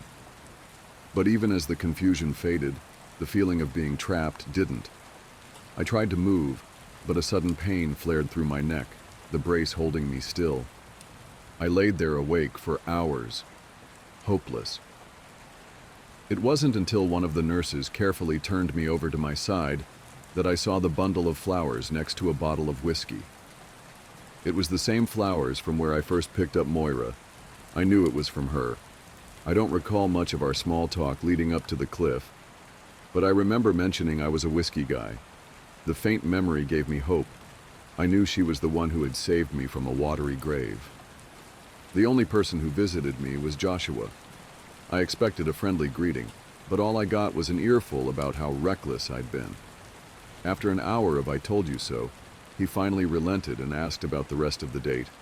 I told him everything I could remember. To me, the events had happened only a few hours ago, but apparently I'd been in the hospital for a week before even waking up.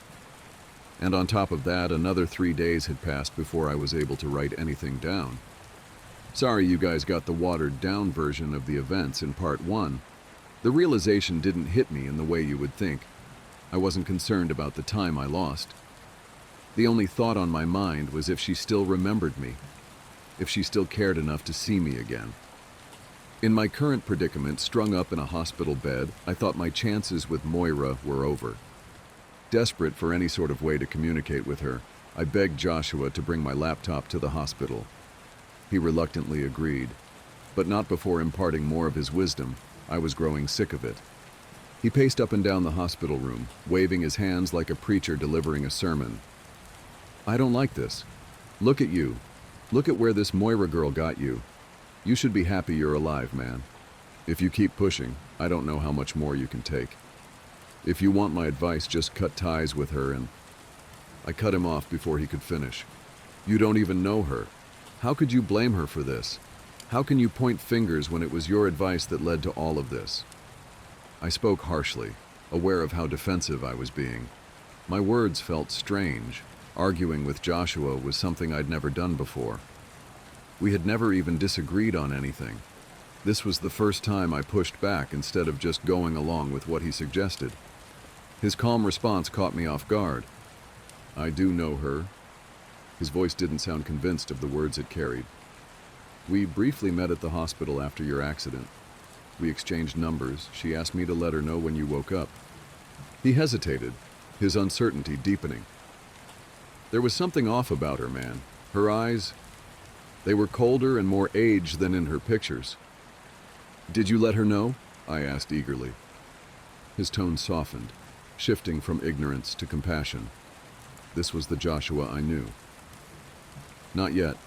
I'll let her know tonight, and I'll bring you your laptop tomorrow. I can see this is important to you. I'm sorry you think this is my fault."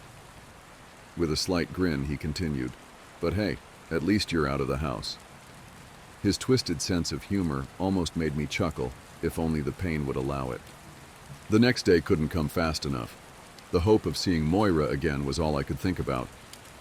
In a misguided attempt to make the night pass quicker, I asked the nurses for more sedatives. I'm not sure what they gave me, but the effects were immediate. It was like I was pulled into a deep sleep, one I'd never known before. If only they'd warned me about the side effects. That night I had a nightmare brought on by whatever the nurses gave me. I was still trapped in the hospital in the same room, but now everything was shrouded in darkness. I awoke even slower than before, my senses muffled and distant. But I knew there was someone in the room with me, an old woman. I couldn't quite place her at first. The figure was small and frail, her presence oddly familiar, yet foreign. I thought it might be my grandmother, but then I remembered she'd died years ago. The woman knew I was awake and stood up from her chair. She quietly walked over to me and placed her hand on my face. It was cold, but as it pressed against my face, I felt a strange warmth, as if the touch was meant to comfort me. She leaned in closer, her breath cold against my ear. Then, in a voice soft yet chilling, she whispered, "Just point me to your pain, and I will do the rest. I'll clean you of this mess. In trade, I will request the recesses of your mind, of which I'll weave my nest." The words were cold and ominous, their implications comforting at first, and at the same time terrifying. Yet they were spoken as kindly as a lullaby, guiding me back to sleep. My laptop arrived the next morning, and with it the painful acceptance that my body was still too weak to make use of it. My message to Moira would have to wait. I spent the next 2 days trapped in my own thoughts, barely able to move.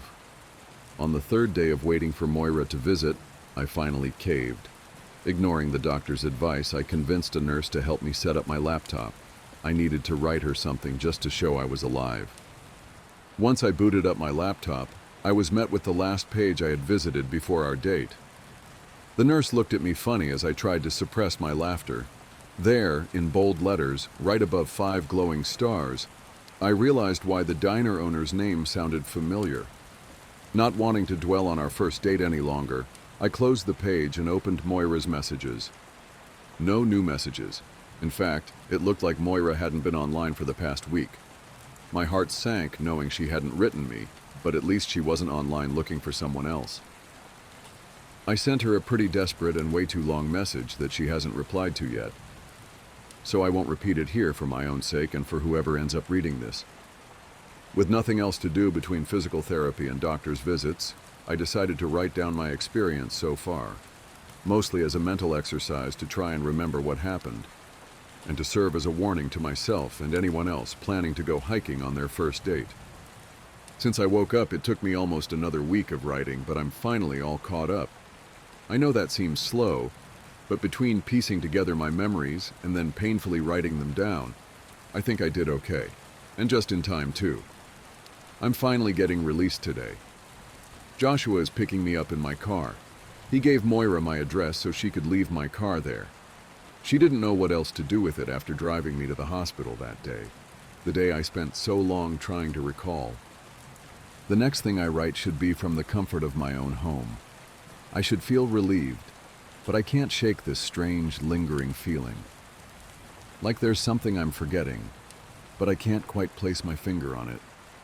My first night back was worse than anything I've ever experienced. Not even the creepy old lady at the hospital can compare to what happened last night. Let me preface this by saying, I don't usually have a nightcap before bed, but last night I made an exception.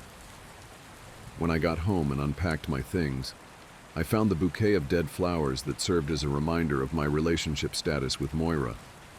I put them into a vase of water, even though I fear it might be too late.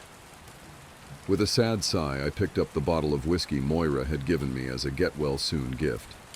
I'd planned to keep it for sentimental value, but after these last 2 weeks, I figured I deserved a drink. Falling asleep was easy, even with the itchy neck brace. I don't know if it was the whiskey or the last few sleepless nights I spent in that rigid yet worn-out hospital bed, but I was exhausted. So tired that I even felt groggy during my dream, almost like the anesthetic the doctors gave me hadn't worn off yet. I guess it's my fault for mixing my pain medication with vintage. I should have known something was off the moment I got home, but exhaustion has a way of dulling your instincts. The dream started like any other. I was drifting in that strange state between falling asleep and clinging to consciousness. Of course, I know now that I must have been asleep and dreaming, because there's no logical explanation for what happened next. The room was silent as any other night outside the city. My eyes were closed and I could almost convince myself I was asleep. But then I heard it. It was faint, but unmistakable. The heavy silence was broken up by what I can only describe as the sound of fingers cracking or ligaments popping into place. My eyes shot open. Something was moving, crawling onto the mattress. I couldn't see it, not fully. At this point, it was merely a suggestion of motion in my periphery. That's when I felt it, a slow, calculated weight shifting closer from the foot of my bed. I was begging every muscle in my body to allow me to sit up and turn on the light. Not a single one listened to my plea. The only thing I could move was my eyes. I looked down, as far down as my eyes would allow. I tried to lift my head, but if the paralysis wasn't enough to keep me anchored, the neck brace made sure of it. It was hopeless. I could feel the pressure building in my throat, making it almost impossible to breathe. The popping noise faded, replaced by the relentless pounding of my heartbeat, hammering against my eardrums as if desperate to escape. All the while, the silhouette was inching closer, the weight carefully shifting on the mattress. The shape was hovering over me, making sure not to touch me. My breathing was rapid and uncontrollable, and my heartbeat was growing louder, so I did the only thing I could in that situation. I used the only part of my body I still had control over, my eyes. I shut them with the same force I had opened them when I first heard that dreadful noise. The instant I closed my eyes, everything went quiet. All movement stopped, and my mattress was suddenly as stiff as the hospital bed I had grown accustomed to. It was all inside my head, I thought. It's just a bad dream. Keep your eyes closed and focus on falling asleep. This will all be over when you wake up. I laid there for what felt like hours, but realistically, it was just a few minutes. All I could do was wait. Wait for sleep, or wait for my body to finally respond. I'm not a patient man, and I never have been. But after what I saw last night, I will never even complain about a red light ever again. I wish I had kept my eyes closed, but against my better judgment, I slowly opened them, my eyes adjusting to the darkness all too easily. Then I saw it, its face only a few centimeters from mine. The skin was smooth and pale, cracked like a porcelain doll, and stretched too tightly over the ridges of its face. But it was the eyes that held me in place. A row of 8 black pearls that tapered out to the sides, the largest of which was a pair placed right in the middle, easily distinguishable by the glint of light collected in them, like pools of ink sucking up the last bit of light from the room. The time for screaming had long passed. All I could do was stare. I didn't even bother attempting to move anymore. For all I knew, my paralysis had worn off, but I didn't care. Its gaze was unblinking, relentless, consuming. The darkness inside those eyes seemed to ripple, as though something moved just beneath. The sharp reflection of the room was mirrored in their glossy surfaces. The longer I stared, the more the room's reflection fell out of focus, and I could feel myself slipping further into pure darkness. I was falling down a well and unraveling like a poorly made basket drifting into the void. The next thing I remember is waking up, expecting the usual soft morning light to seep through my paper-thin curtains. gradually brightening the room. Instead, the harsh midday sun spilled in unapologetically. Still, it was a welcomed change from the unforgiving darkness of the previous night. I glanced at my alarm clock but couldn't see the time. Slowly, I turned my stiff body and clumsily reached over, knocking the half-empty whiskey bottle out of the way. It was almost 3 p.m. Still half asleep, I stumbled out of my room into the hallway. At first, I thought the old stained wallpaper had little square patches of new wallpaper stuck over it. Then I noticed the wooden floorboards were scattered with broken glass and fallen picture frames. I didn't bother picking up all of them, but one caught my attention. When I took it out of the broken frame, I saw myself and my grandmother standing in front of an old house in the woods. I was just a child. Beside us were two unfamiliar faces, a man and a woman. An aunt and uncle? Family friends? My parents? Why can't I remember what happened to them? Memories swam around in my head, but none pertained to my parents. I was starving by this point, so I figured I'd save time and make breakfast, lunch, and dinner all at once, which just meant pouring a comically large bowl of cereal. Now I'm sitting at my dining room table, spoon in one hand and the other on my keyboard, writing down what I remember from last night's dream. All the while, I was thinking of the photograph next to my laptop, the old picture patiently resting on the polished surface of my grandmother's vintage table. I slid it closer, shifting my focus from the two strangers. I instead studied the background. A brand new tire swing hung from an old tree. And the house. I couldn't quite place it, but I knew I had been there as a kid. Strangely, recalling details from the picture felt harder than remembering a dream. On a different note, I once read something online about Chinese water torture. Don't ask me why I remember this, but not my childhood. Memories are strange like that. Anyway, it's a method where drops of water are slowly dripped onto a person's head at irregular intervals. The randomness of the dripping can lead to psychological effects, since the victim can't anticipate when the next drop will fall. Over time, this can lead to anxiety, stress, and even hallucinations.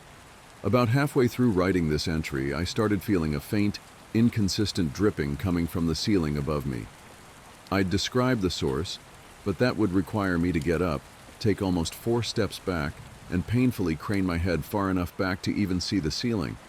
It's too much effort for what I already know is just a leak. I've tried moving seats 3 times, but the dripping seems to follow me wherever I sit. Then it happened.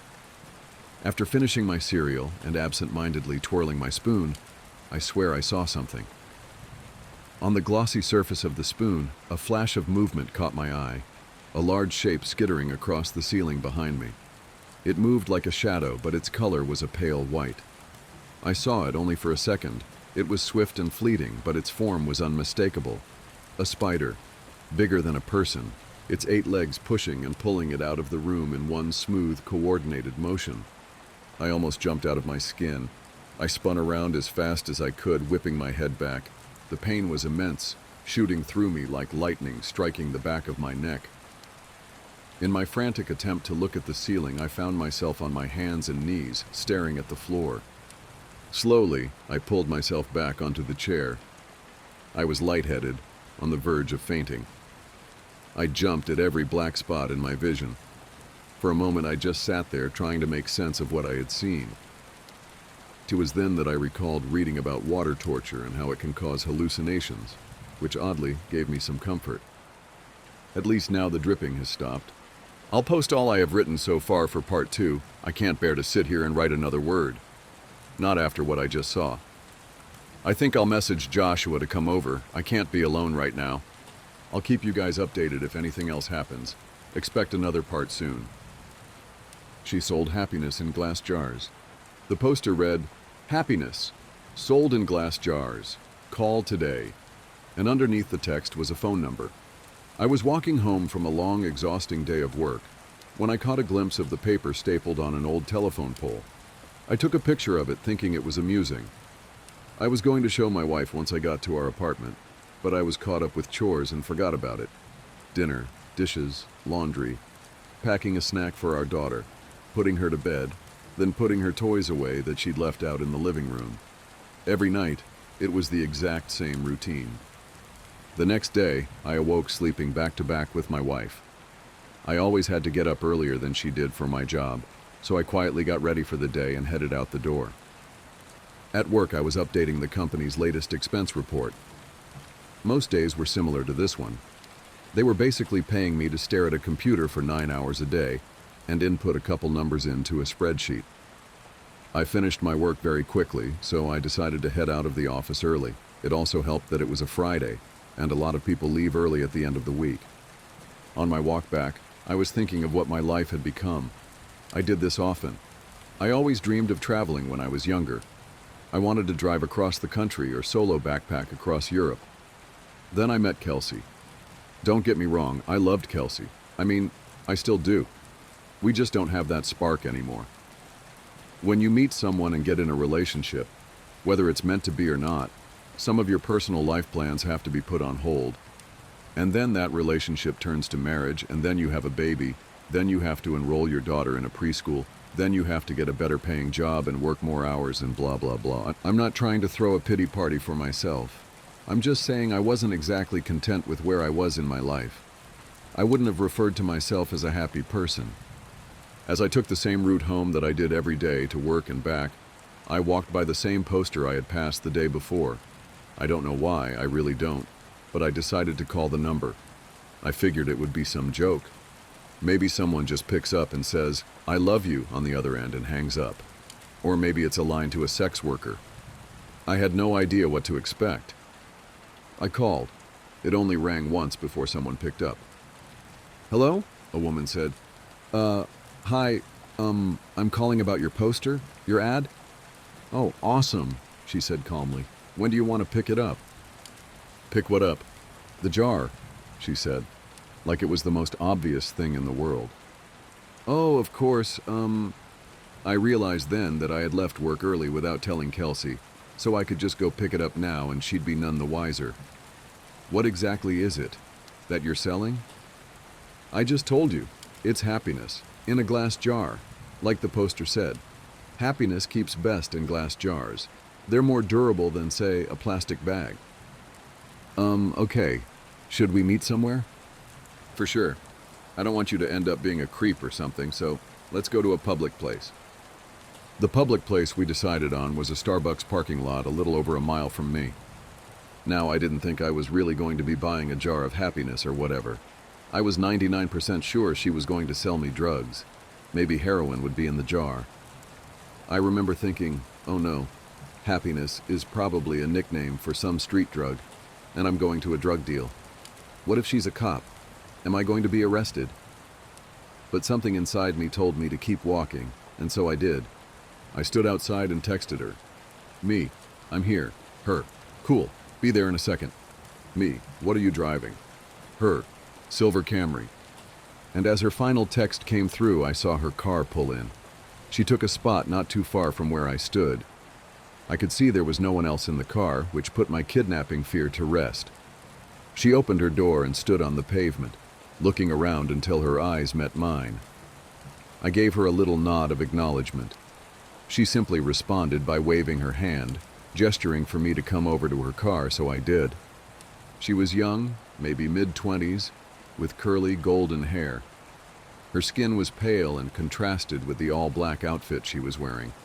I thought she looked like Glinda the Good Witch from The Wizard of Oz had put on the Wicked Witch's clothes. "Nice day out," she said as a greeting. "Oh, yeah, it is. Hadn't really paid attention to it." "You were the one that called about the jar, right?" "Yeah, that was me." "Cool, well, here you go."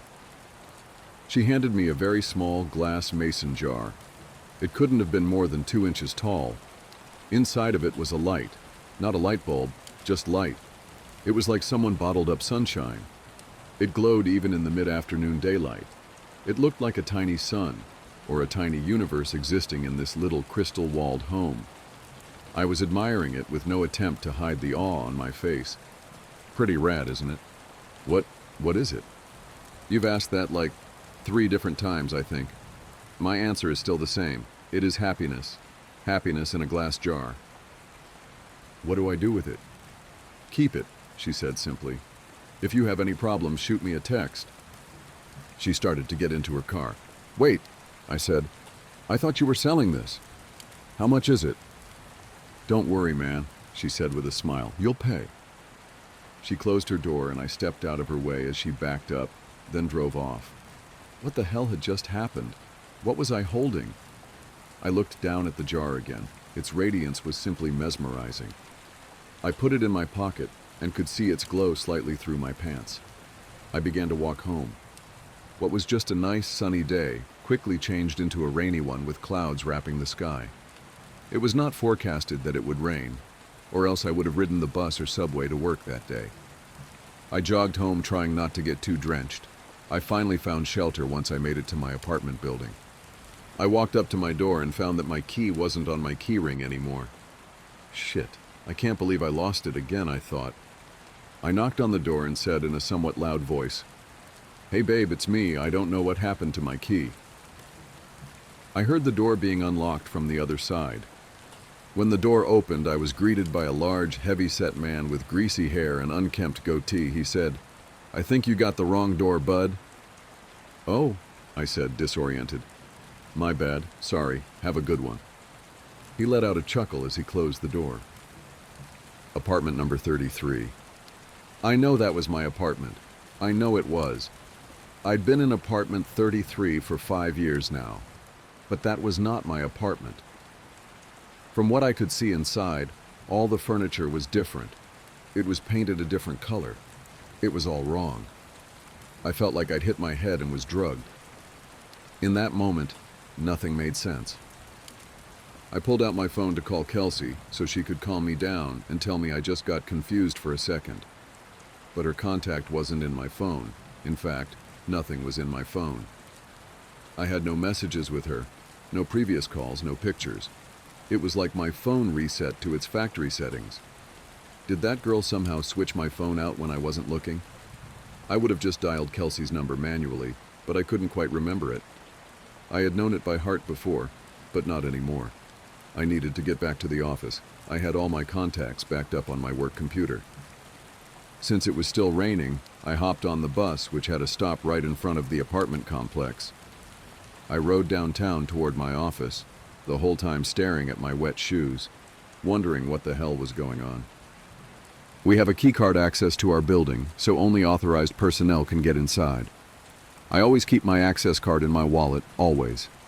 But, surprise, surprise, it wasn't there. I buzzed into the speaker we had for guests with appointments, or employees as a backup in case anyone lost or forgot their card. Buzz says, "Hey, this is Tim. I must have lost my card. My employee number is..." I stopped as I drew a blank. A voice came through the speaker. "Tim? You got cut out. What's your employee number?" I can't remember. That's fine. Just tell me your full name and department." Finance. I'm in finance. My full name is Tim Brooks." "1 second." About 30 seconds later, the man spoke to me again. "We don't have a Tim Brooks working in this building. Did you have an appointment with someone?" I backed up in surprise, almost tripping on my own feet. I had just been in that office an hour or two ago. What was happening to me? I felt like I was getting Alzheimer's, but going through every stage in one day.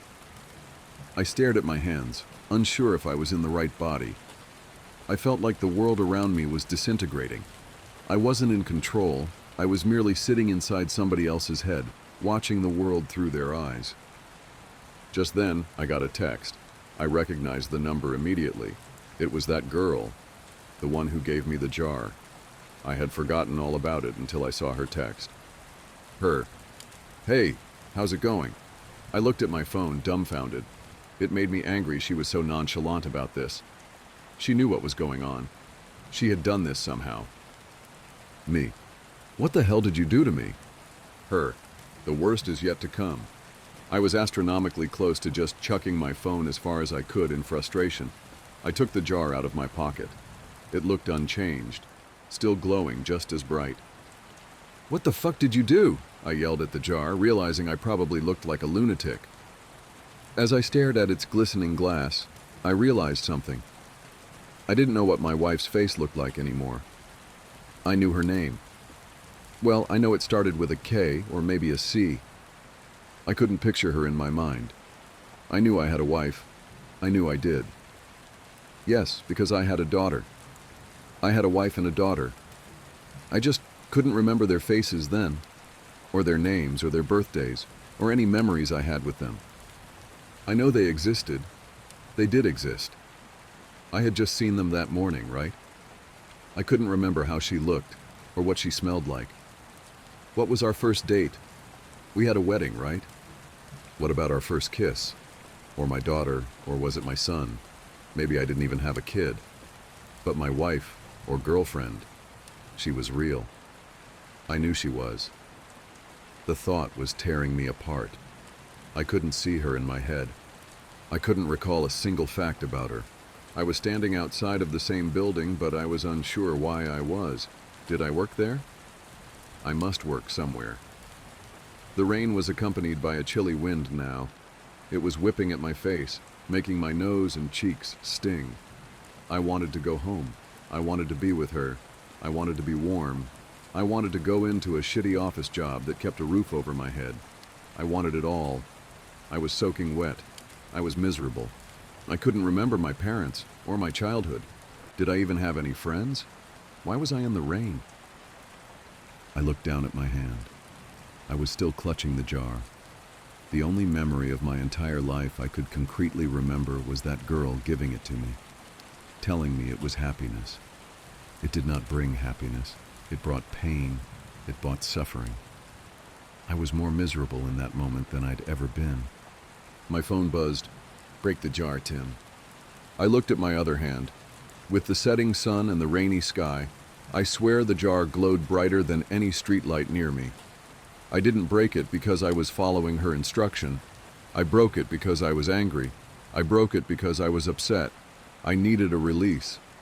I raised my arm above my head and brought it down with one swift motion, shattering the jar on the concrete beneath my feet. That dark, chilly air accompanying the rain spread away like it was the shockwave of a bomb going off, and I was at the epicenter. I saw the warm, yellow light from inside the jar spread rapidly across the ground and ascend into the sky. It was as if I was watching the beginnings of the universe being created, like God had just snapped his fingers and said, "Let there be light." I was engulfed in it. I could no longer see street or rain or anything dark. I felt like I was plummeting into a star going faster than the speed of light. It felt like sitting in front of a fire on a cold winter's night, but that warmth was covering every inch by body. And then I blinked. Immediately I could feel the sheets beneath me, and my back barely touching my wife's. I was staring out the window. The morning light drenched through the glass and gleamed on my face. I stood from bed and grabbed my phone. It was Friday morning. I had one text. "Let me know if you ever need another jar." I called in sick to work. I snuck into my daughter's room and greeted her with a kiss and told her she didn't have to go to preschool today. We were going to have a family day. She smiled and stretched out her arms with a yawn before curling up and falling back asleep. I got back in bed and squeezed my wife tightly. I didn't let go for hours. Our daughter came into our room and woke us up eventually. She was jumping on the bed and shouting for us to wake up. Yesterday, I may have found that annoying. Yesterday, I may have found a lot of things annoying, or monotonous, or dull. But not today. Today, I pulled her under the covers in between me and Kelsey. Today was going to be a good day. Today, I was happy. Recently, I met a medium who promised me proof. Read this to the end, and you will believe too. I'm sitting on a sofa in a cramped, messy room. The carpet is faded and stained. The wallpaper peeling, and spots of mold speckle the ceiling. Everything about this old house screams disrepair. Next to me on the sofa, an old man with sagging, papery skin sits staring at an empty chair in the corner. A younger man, somewhere in his 30s, in a suit with a slick haircut and white smile of a dentist, or maybe a realtor, flashes his pearly whites at the old man and says, "Hello, sir. My name is Nathan. I'm a spiritual medium. Your family reached out to me and asked for my services. Can you tell me some of what you've been experiencing?" She's there, growls the old man, still staring at the empty chair in the corner. Who's there? Nathan, the medium, glances at the chair. Back to the old man. Who is it you see sitting in that chair? He sniffs, wrinkles up his mouth in a frown. To know her name. For the record, I don't believe in any of this stuff. I am here because I don't believe. I'm also recording this entire interaction. The old man, the medium, the invisible woman in the chair in the corner. I make sure to get the chair. Lots of footage of it. I am tempted to get up and go sit in it. But that would ruin this whole charade, wouldn't it? Anyway, I just keep filming. Nathan, the smarmy medium, who should be a realtor, looked confused when he first looked at the empty chair, but is now playing along, full woo-woo psychic mode, saying stuff like, to the woman in the chair, "Can I ask what you are doing here? What is it you would like to communicate?" Silence, and Nathan asks the old man, "Do you see any change in her?" The old man shakes his head. She's just sitting there. A few minutes more of a lot of nothing. The medium decides to cast a blessing on the room to help put her spirit to rest. And then the old man sits up straight. His eyes go big. He says, "She's getting up." Then she's laughing. She's cursing at us. Then he starts whimpering. "She's coming closer. She's coming. She's coming. Stop her." He starts screaming, and the medium leaps up, chanting words of a prayer in what is probably Google translated Latin. He waves a hunk of burning sage and sprinkles salt while the old man screams. I get the whole thing on my phone. The screaming, the sage, the sweat on Nathan the medium's brow as he shouts with increasing ferocity over the old man's howls, snarling at the empty chair. And when the moment is right, I yell, "Cut!" The old man stops screaming. His face breaks into a grin as he turns to me. "How was that, Max?" "Brilliant, Pete. You were brilliant," I say, angling my phone toward myself and also speaking to the cameras we have set up to catch the psychic at work. I speak to my future audience, you all, who should subscribe to my channel if you haven't already. This is Pete, an actor. I'm Max, host of Debauchery and Debunkery, where we used to take a shot for each lie, but quickly realized we get drunk way too fast. Now, we just debunk stuff and get drunk later while laughing about it. The only person who is not an actor here is Nathan the medium, who, as you can see, quickly began speaking to an empty chair. "Nathan, you stated several times that you could sense the presence in the chair. What do you have to say now that you know Pete here is an actor?" Nathan has lost his charm. He stammers, red-faced, furious at having been set up, looking between me and Pete and the chair, as if unsure which of us is the most to blame for his predicament. He insists his powers are genuine and babbles that there is a spiritual energy in the chair, while I go on to remark about how the chair itself is from Target. We bought it this morning. So was there spiritual energy at the department store before we brought it in? He says it must be with the house then. I tell him how the house itself is a set. It's actually my house, and I live here. And this entry room doesn't usually look like this. We made it grubbier for effect. Though, I add, I guess you're right. There's not the greatest vibes. Feng Shui has always been a little off in here. And I do need to replace the carpet. The stains are real. The mold spots on the ceiling are fake. You get the idea. Call me Max, short for Maxine, or Maximilian, depending on my mood. I'm currently Nathan the Medium's worst nightmare. What you are doing is entrapment, he snarls, his ruddy red face on the verge of tears. Oh, his business is gonna take a hit, all right. He keeps barking at me. You act so sanctimonious, but this bullshit is hurting people. You're hurting people by dismissing their beliefs, disrespecting the spiritual. I laugh at him. I'd say that's exactly what you're doing by taking advantage of people, just like you tried with Pete. Here, I bet you go into schools and debunk Santa Claus to the little kids. How telling that you compare what you do to lying to children. So you know you're lying. You just think it's okay because they're feel-good lies. You know what? Make fun all you want, but this stuff is real.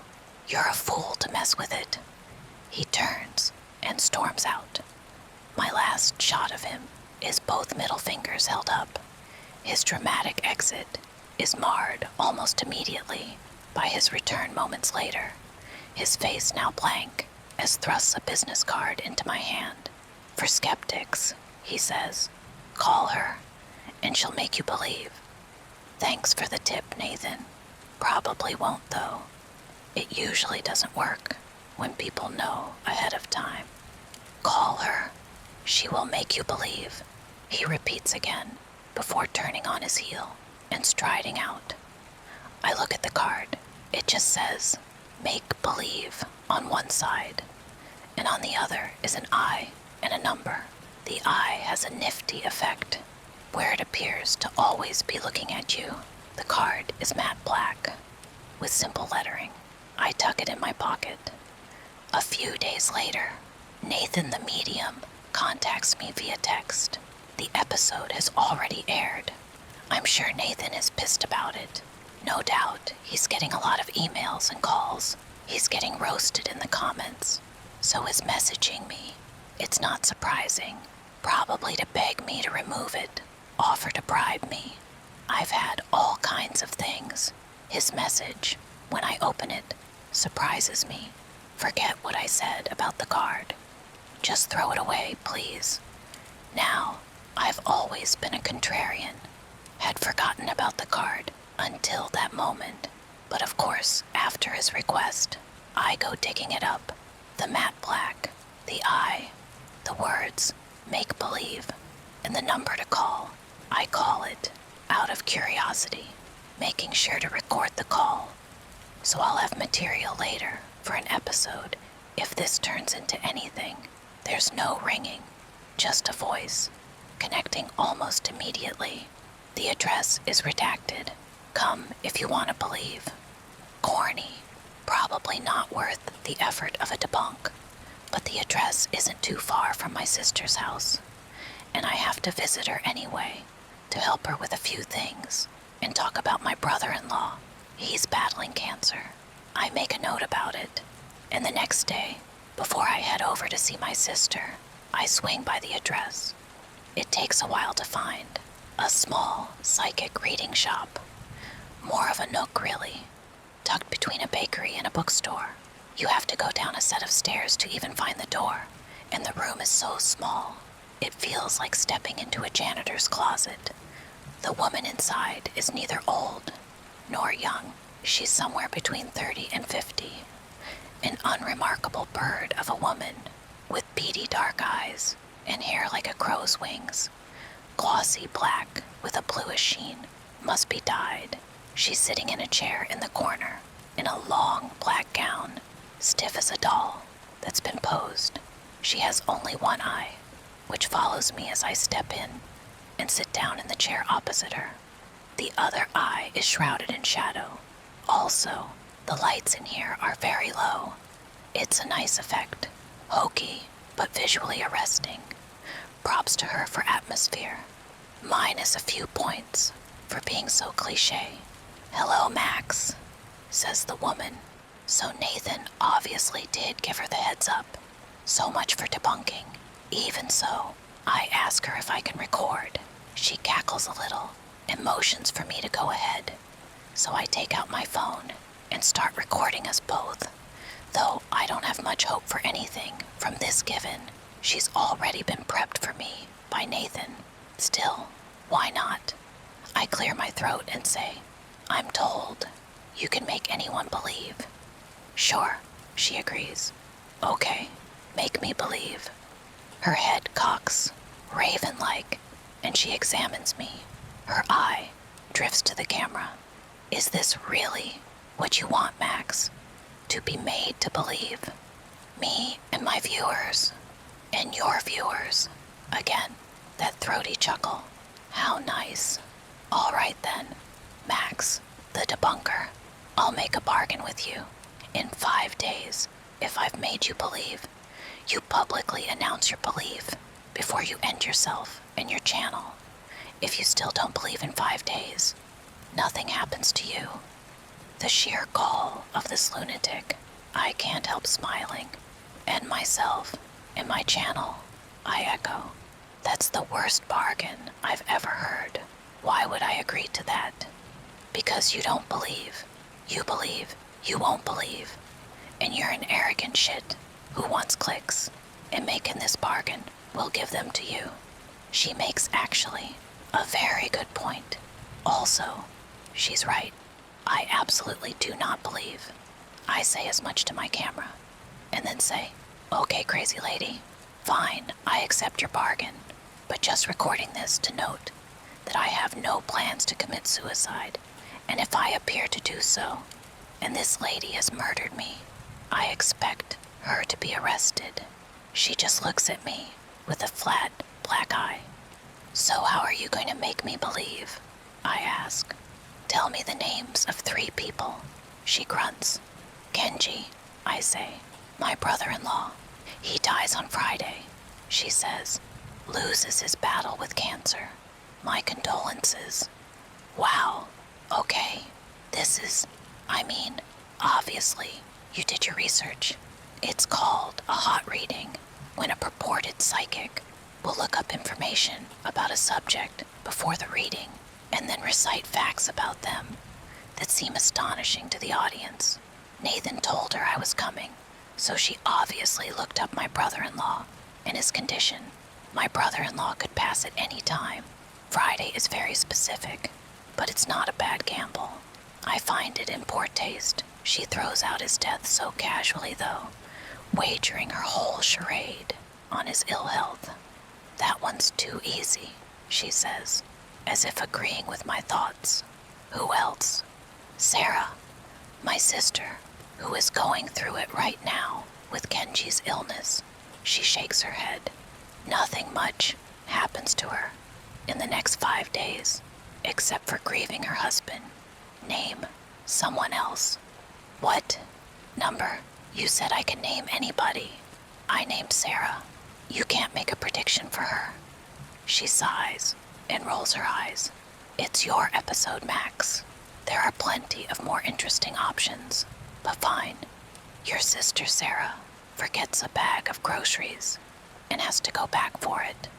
Inside are 2 apples, some herbal medicine your brother-in-law requested that she'll never get a chance to deliver to him, and chocolates for you. This is all so specific. Already, I'm thinking of how it could be staged. Could this woman bribe one of the store workers at the co-op my sister shops at? Or maybe this make-believe woman has got a bug in her ear now. Someone is whispering stuff to her, and they've been watching Sarah, and the shopping has already happened. I'm still considering how elaborate this might be, or if she's just doing what most of these scammers do. Lie. The woman says, I'll pick the 3rd person because you're about to say Mateo. And yes, his wife is cheating on him. You'll say it's too easy for me to have guessed. You think I have an accomplice listening and feeding me clues. So instead, let's pick Pete. In 3 days, he has a heart attack from seeing her. Seeing who? The woman in the chair. Her lips curve in a ghastly smile. Pete the actor. There's no woman in any chair. I paid him to make her up. He'll call you in 3 days, and he'll tell you he's been seeing her. He'll beg you to make her go away. He'll warn you. He'll plead. He's an actor, I snap. Did you hire him? He'll say that he knew you'd say that. He'll beg you to believe him, but you won't. Well, This last one sounds easy enough to stage. Anyway, though if they can make the stuff happen with my sister, I'll be both really impressed and probably filing a lawsuit for stalking. As for my brother-in-law, it's disgusting they'd even talk about him that way. "Oh, Max," she says, as I am leaving, "take my card. I love referrals. Refer me to someone else, and maybe I'll make them believe in your place." "Whatever," I growl and step out of the place, ascending the stairs into the bright sun. She makes my skin crawl. Not because she's connected to the occult, but because she's a charlatan who lies without any sense of moral compunction. A parasite feeding on people's superstitions. I've made it my career to expose people like her. These kinds of scammers are the reason my father ended up losing so much money, destitute and desperately believing that the woman, if she even was a woman, catfishing him, was in love with him. He believed she was planning to elope with him until he succumbed to COVID during the pandemic.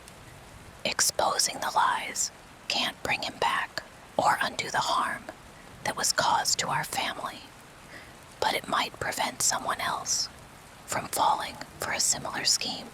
When I get home, I review the footage of my encounter with the make-believe woman and decide that next week I'll splice it with some footage of all her predictions not coming true. It'll make a decent short reel, I guess, though not dissimilar from other reels where I've exposed frauds. I save the footage and forget about it. 2 days later, on Friday, my brother-in-law's passing coincides with the first prediction, but his death was already foretold by the doctors, and I dismiss the coincidence.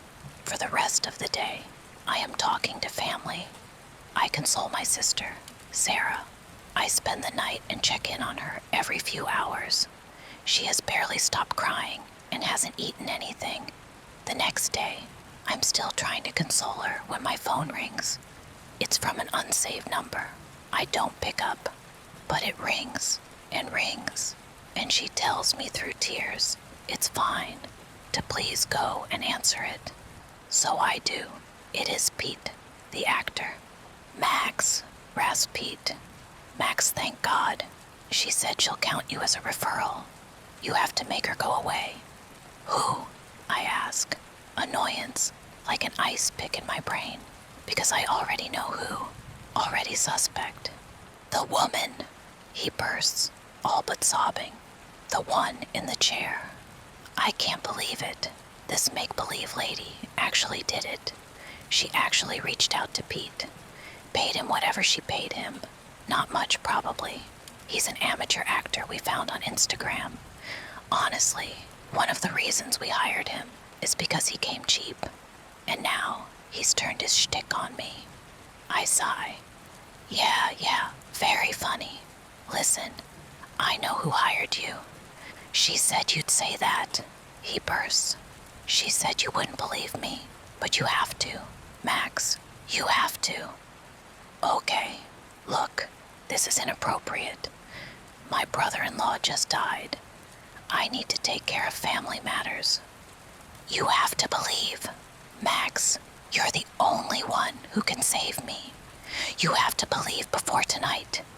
Call her and tell her you believe, or I'll..." I hang up the phone, frustrated, and then I silence it as it immediately rings again. My sister looks up from her chair, eyes red, perplexed. "Max," she asks. "Who was?" "Nobody. Just an actor I worked with on a gig. Nothing to worry about." I sigh, looking at my silenced phone. It's still ringing. There are also pictures coming through via text and messages. Pictures from the photo shoot. All of the empty chair. "Can't you see her?" He keeps texting. More empty chair pictures. The man is dedicated. I'll give him that. He's a much better actor than I initially gave him credit. Probably should have paid him more. I block his number and forget about him. Forget about him. That is, until the next day. I'm helping my sister to put things away around the house. The place is a mess, and everything reminds her of Kenji. As I unpack a tote bag on the counter, I pull out a couple of chocolate bars. I ask if I can have one, and she calls from her place, listless on the couch. Yeah, I got those for you. Oh, really? Thank you. Sure. I pull a box of an herbal supplement out. My heart thumps in my chest. This is only a coincidence, I think. I clear my throat and call. What do you want me to do with this herbal concoction? Huh? Supplements for. Looks like it helps with digestion and gut health. Oh, She goes very quiet, and then says, I got that for Kenji. I don't know. Oh, I don't want to ask. I don't want to. And I loathe the butterflies in my stomach, the way my throat is dry and constricted as I ask her, did you forget the bag? Huh? The herbal medicine. When you were out shopping for him, did you leave the bag? Yeah, actually. She wipes tears from her eyes. I've just been so out of it. How did you know I left it? I don't answer. My heart is hammering now as I go to my phone, search for Pete's number, try to call, but there is no answer. I turn to my sister. Maybe the cashier kept the bag by accident, I say. Maybe they set it behind the counter, so you didn't notice when you walked away. She's too distraught over Kenji to engage with me. Doesn't understand why I care about the bag. Could have been tucked behind the counter, she echoes.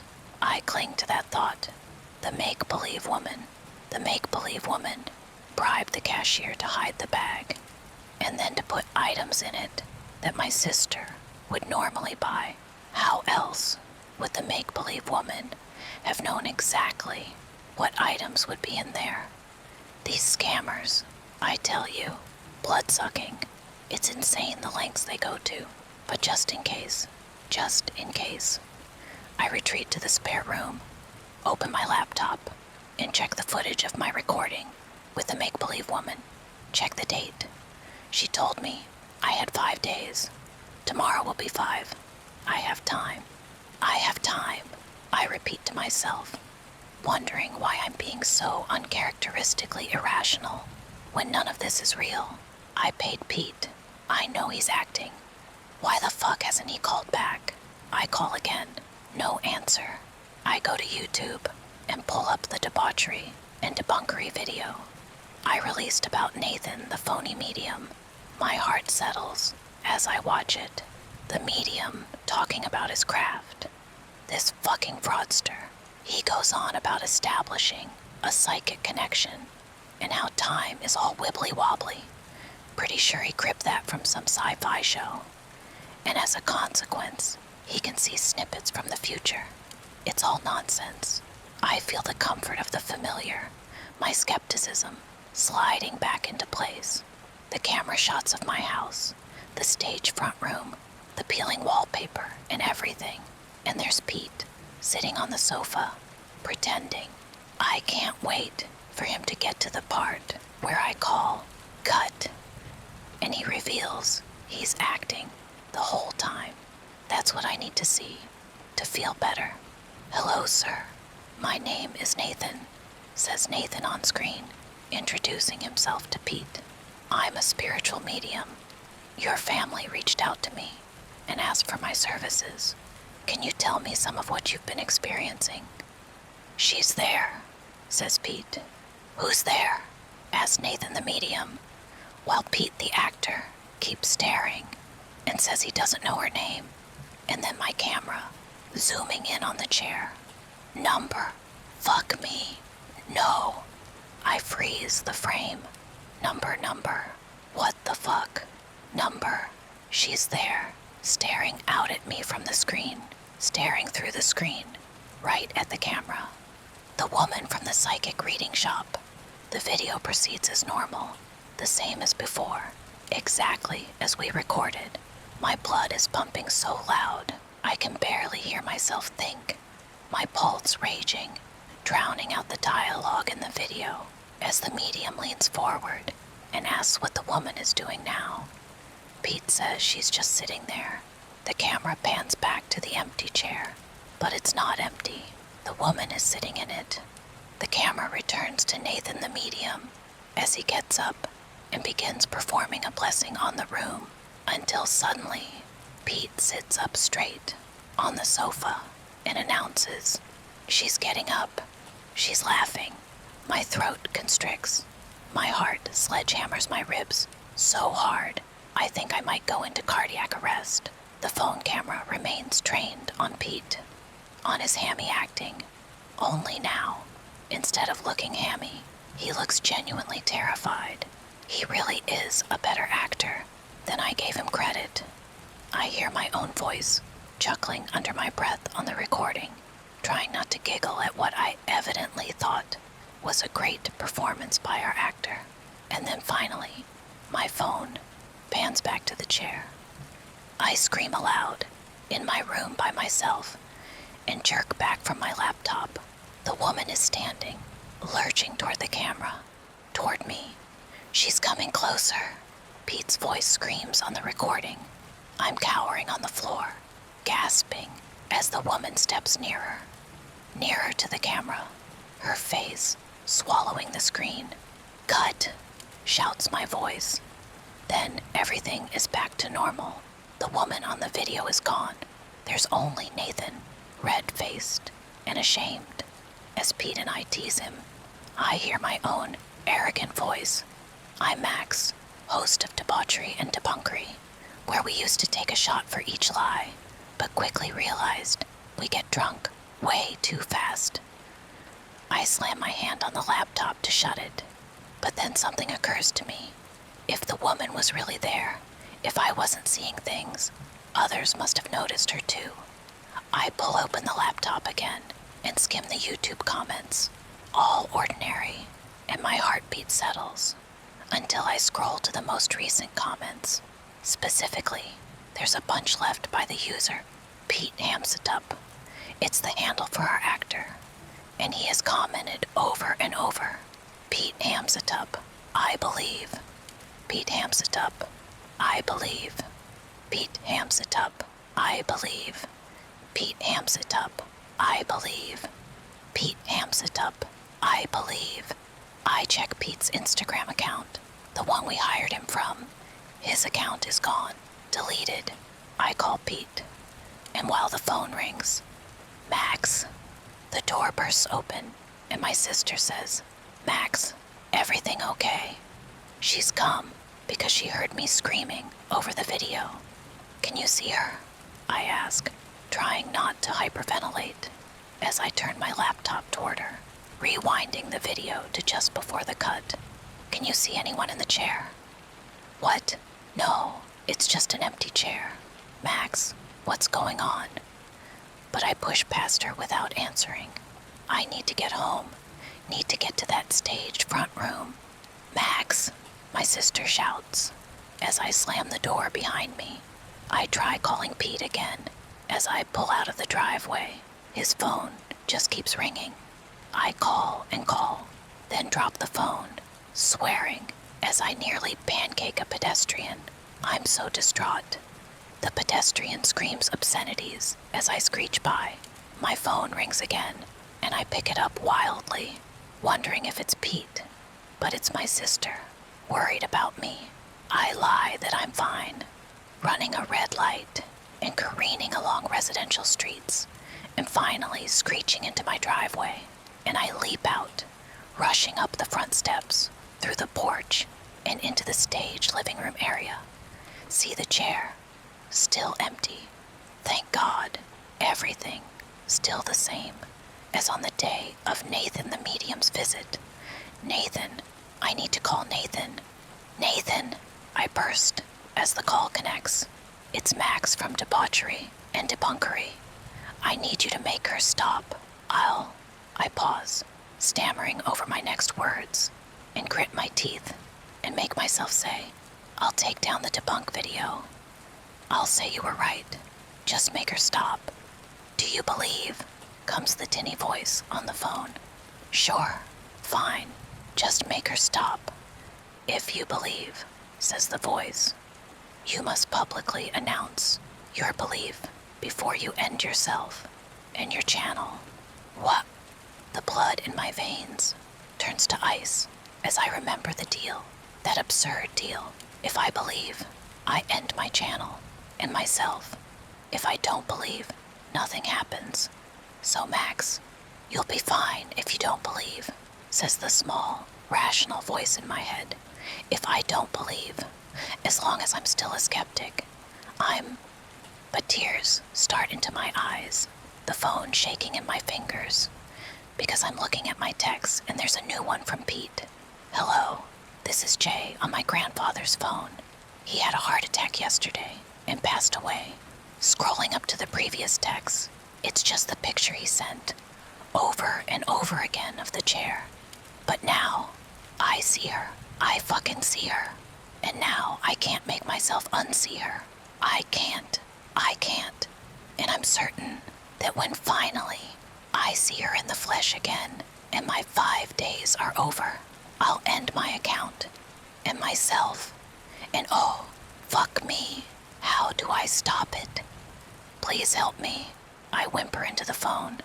Nathan's voice cackles, only it doesn't sound like Nathan. I sink down to the floor in despair, and that's when I find it on the carpet. That matte black card of hers, black, like the blackest void in the universe. Except those words, make believe, and in the picture of the eye, looking at me and the number. And I remember, she likes referrals. I still have a few hours left to find someone else, so I'm making this final post. Please, are you a skeptic? You think I'm making this all up? That it's just nonsense? That I'm a ha ha ha ha? I'm an actor. Ha ha ha ha. Perfect. Okay, please, listen. I believe, and I need you to look her up. I need you to call her. Call this number. Redacted. Call her. And no matter how skeptical you are, she'll make you believe. But I beg you to do it soon. Now. Call her now. Now. I promise she'll make you believe. The previous tenant left a survival guide. How did we end up here? Derek smiled at Ellie, a genuine warm grin. They had never met before. He only knew about the twins because I had told him about them last time we spoke. He never got a chance to see them before he disappeared. Despite this, he was completely unfazed by her demonic appearance. I wished more than anything that the circumstances had been better. Their meeting and our reunion would have been wonderful upstairs, but instead we were stuck in the artificially lit stairwell with the now still again woman for company. I'd missed him. I hadn't realized how much it was possible to miss a person I barely knew until Derek. He represented everything good about the block to me. He made it feel like home, even in the bright, windowless underground layers. Pleased to meet you too, sir, Ellie answered in the poshest accent that she could muster, giggling. She radiated a light. There was an invisible expression of instant trust amongst the black that made up her voids. She liked him. When this nightmare began, with the prophecy and subsequent death of Esther Beckman, I never would have imagined I'd be witnessing that moment between Ellie and Derek, to see an instant connection. I hoped he would get the chance to see her in the sunlight too, with her brown puppy dog eyes in place of the voids. The whole scene filled me with my own warmth. Sounds were still muffled after my brutal attack by the mangled people, and I was disappointed that his voice wasn't clear, but the arrival of Derek gave me great hope. Even the presence of the woman who was still stood by the stairwell couldn't break that. Besides, we were safe from her now. He took his kindly eyes away from Ellie to look at me. Why are you here? How? He asked, disbelief in his tone. There was no anger, just disappointment, which was arguably worse. It was the first time I had ever seen Derek not look calm and collected. I'm here for you. I couldn't let you rot down here. I got the kittens and the vine. Then Albert came to visit. I blurted out quickly. Derek smiled a little, but it was strained. I'm sorry, Kat. You shouldn't have come here. How did you do it? Why is this little lady with you? He replied, confusion building. He tried to hide the concern in his voice for Ellie's sake, but it was useless. She'd already seen the danger we were in. I explained what had happened right from the very beginning, after he went away and Mr. Prentice trampled Prudence. Ellie stood in a frightened awe as I spoke about my monstrous boyfriend, how I'd bought him back, kept him locked away for months, and how he later murdered Mr. Meow. Derek looked worried as I described Albert's visit and threats. I covered everything, from Essie to the vine, to the window cleaner, and his inability to hold it together in lockdown. I tried to reason why I had thought that my plan with the lift would work, but saying it out loud made me realize how stupid I had been. Ellie continued to listen intently. She looked a little smug when I told him how she had saved me from the creatures, and again from the mangled people just a few floors above us. I could see that my explanation wasn't complete enough. Derek had a million questions still to ask, but I didn't give him a chance. After months of dwelling on his disappearance and the events of recent weeks, it was my turn to ask questions. "Where are we?" I asked, starting as simply as I could manage. Little did I know I had just opened Pandora's box with 3 words. Derek began to speak. "I call it the Undertower, or the building below. It's still a part of the building, but most residents never see it, for good reason. The things that live here aren't always as friendly as those upstairs. When my father bought the land to build this place, he discovered a large underground tunnel system whilst digging the foundations, and it inspired him. He wanted to be the first architect to extend a skyscraper the same length downwards, and a good deal of the excavation was already in place. He wanted to maximize the earning potential of his space, but he hadn't accounted for the power of this land. My father was a competitive, secretive man, so naturally he told no one outside of his workers what he was planning, not even his family. He employed a team of contractors who all signed non-disclosure agreements, were standing in the result. Derek waved his arms a little, gesticulating about our current setting before he continued. When they found him hanging, he was in the basement, the grim-looking room you will have arrived here in. That room, and everything below it, has been untouched since construction. They gave up on expanding that particular floor, and when my father died, the underground project was abandoned. As is the nature of this land, the contractors started to report strange happenings across the entire tower. There were at least 5 unexplained deaths, and although it was unreported to the public, those were all amongst men working below. Those that worked on this hidden part of the building were especially superstitious, and after my father's death, they sealed all entrances to the basement, entombing an entire tower block underneath the city. When it came into his possession, Albert tried to convince the builders to unseal it and carry on working. He was just like our dad, you see, ambitious and money-driven. None of them would agree to it. They claimed it was cursed. The upper tower was completed just before my father took his life, so Albert abandoned his negotiations with the contractors within a few weeks and focused on opening the place up. He wasn't going to continue to miss out on any money arguing over these lower floors. He said that our father's death would only explain the grand opening being delayed for so long, and he had to move forward. We moved in a week later, the first residents to live here. He paused for a moment, and a sadness clouded his face. His kindly eyes welled up a little as he thought back to life before the building. "You must be really old if your dad built this place. Even my mom isn't that old," Ellie interrupted. I laughed. Her childish thought process was the only thing that could lighten the mood. Derek chuckled, and the woman next to him remained unmoving. "I am quite old, I suppose. Don't feel it, though," he answered, chuckling to himself as he adjusted his flat cap and winked at Ellie. "Don't look it either," I chimed in. Derek stopped chuckling and continued, shooting me a look. "That isn't something I can explain, Kat. Albert and I weren't close to our father. We didn't really know anything about this place until he died. The project was mostly completed, and we only got to speak to a handful of contractors who told us wild stories we would never believe to be true at the time. We couldn't have imagined how our lives were going to change. The only clue we have to our extended life is his note. To my boys, if you stay here, you will never die. That was all he left us, on a crumpled bit of paper that had to be given to us by a builder named Keith. My best guess is that he made some kind of deal with the spirit of the place. I don't know. Maybe it was just a special resident I haven't met yet. Maybe the building itself. It took us years to realize we weren't aging normally, and by time we noticed, there was no one left to ask. We had to navigate every supernatural, unusual, and strange occurrence in the place, alone at first. I remember exploring, being in awe of everything I met. Whenever I would cross paths with Albert, he didn't look mystified like I was, he was scared. My brother and I were never the best of friends, and it's my deepest regret that I didn't use that time we were alone here to build a relationship with him. Maybe I could have made a difference. A difference to what? I asked, trying to take in each of his words. To his son? Derek looked at Ellie, letting his eyes linger on the little girl and then back at me. He shook his head. Not now. There's far too much to discuss.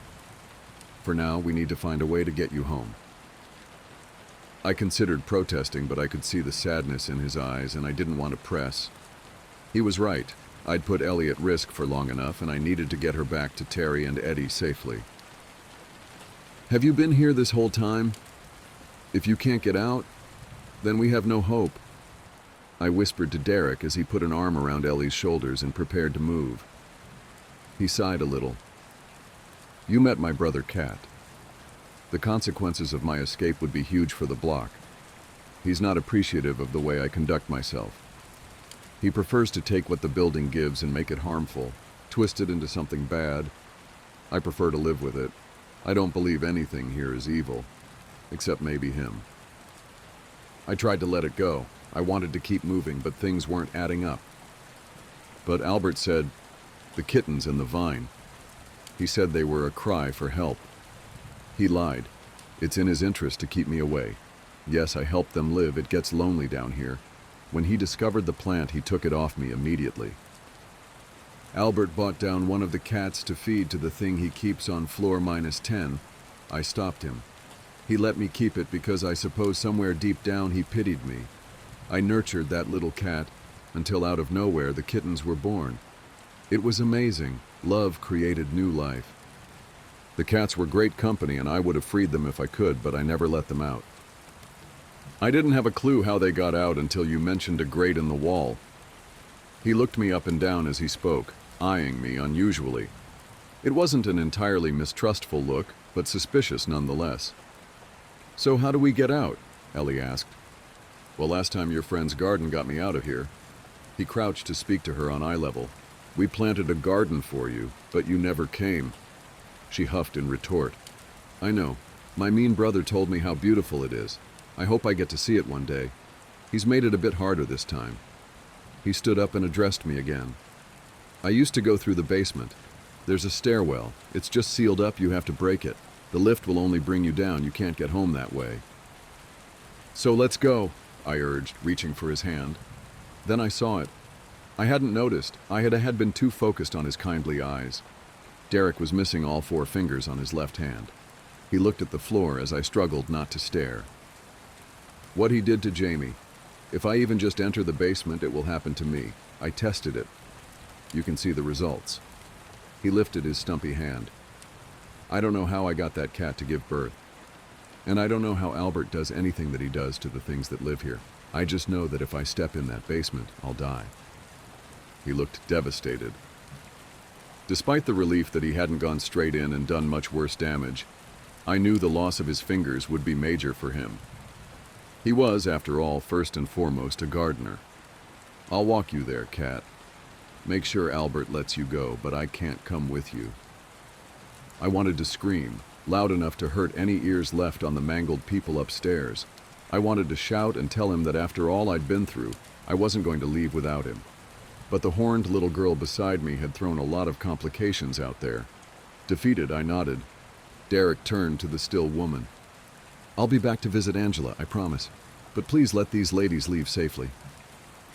He leaned over and kissed her cheek gently before ushering us towards the stairwell. Another single tear rolled down her face. We trudged upwards, fairly silently. I wondered if all my questions would ever be answered. I knew from before that Derek was mysterious, But after all I'd been through to get to the Undertower, it didn't seem fair that I would be marched back so unceremoniously. Derek may have known the way to get home, but no single person has complete control of this land. I was coming to really understand that. The building would always win. So I shouldn't have been surprised when we arrived at the large black -7. Cat, they skip. You know that. There's nothing for you in there. Derek put his stumpy hand on my shoulder as I stared at the different yet familiar corridor. He could see the curiosity filling my eyes as I was confronted with the counterpart of my home. Would it be filled with more mangled people, or was it a true reversal, a place where me and Jamie lived happily, Mr. Prentice didn't have to deal with his affliction, and Essie was alive? Or was it home to something entirely different? Noise suddenly became more than just muffled. My mind was actively blocking it out. The knowledge that Derek was with Ellie took away some of the responsibility that I felt as I edged towards the familiar, yet very different main entrance. Cat, please don't. Derek followed me, cautious to keep hold of Ellie. I think had she not been there, he probably would have grabbed me, but he didn't want to spook her. I continued forward in a trance-like state. -42. The numbers were blurred, and the minus symbol stood out. I stroked the wood and the handle. It didn't feel like home, not even a little. I was curious about what was inside, but I somehow knew that it wasn't good. The only seemingly positive thing about the situation was the lack of mangled people on the floor. I didn't know what was behind the doors, but it wasn't them. I had already created enough noise to draw them out if they were there. No, something else was there. Instead of trying my key after a sudden epiphany, I turned and ran, straight towards number -51 and pounded on the door. Essie, I screamed, realizing that if I hadn't died in that lift, then maybe she hadn't either. I banged hard on the door and could almost smell the familiar cigarette smoke seeping out of the flat. Cat, stop! Derek screamed. Out of the corner of my eye, I could see him covering Ellie's voids in grim anticipation. Then the door squeaked open. There she was. Essie hadn't died at all. Her fate had been so much worse. My friend was stood at the door, face twisted into a horrifying expression, her mouth lulled open much wider than should be possible with a functioning jaw. More alarmingly, her eyes had been entirely removed, leaving red, bloodied, gaping wounds central to her face. Tufts of hair had been yanked from her scalp, leaving raw skin in its place. The dress that's neatness I had previously marveled at was torn and distressed around the edges, barely covering her swollen, deformed limbs, bones jutting out of open wounds in all directions. The air filled with the scent of old ash and necrotic skin. She collapsed to the ground, unable to stand any longer on her broken legs, mouth still hanging open. Guilt washed hard over me. How could you leave her like this? I turned to Derek and screamed, but his face was as horrified as mine. I didn't know, Kat. Honestly, I didn't. I didn't even know she was dead until I found you. Please, we have to keep going. Don't let her see this. He kept his hand over the gaping black voids that were so much more alive and comforting than Essie's hollowed sockets. There was real shock in his eyes. I believed him, but I was angry. She wanted me to help you, and this is what she got? I couldn't get past my rage. Essie had been left to suffer for so long already, and who knew how long Albert intended her to stay like that? She laid there, writhing, and I was both desperate to help her and furious. Derek didn't get a chance to protest. Instead, our argument was interrupted by a slow and mocking clap. I turned to see the door of flat -42 flung wide open, Albert in the doorway, with a smug grin on his face. If you are in possession of a love potion, now is your time to reconsider using it. It's as the title says, if you have bought or made a love potion, throw it away now. And if you still haven't, let me explain why you should. I used to have what I considered to be the perfect life. A tight-knit community of friends, a loving wife, a well-paying job as a pediatrician, and a warm and supportive family. My wife and I were planning to have children, wondering whether we should adopt or if one of us should carry the pregnancy. and my parents were excited at the prospect of grandchildren. And then one day, it all abruptly went to shit. The days started normal enough, did a few consultations without any trouble, but then I gave a lollipop to a very brave little girl after her vaccine shot, and as her tiny fingers grabbed the stick, her fingertips brushed against my hand and sent white-hot pain through my whole arm.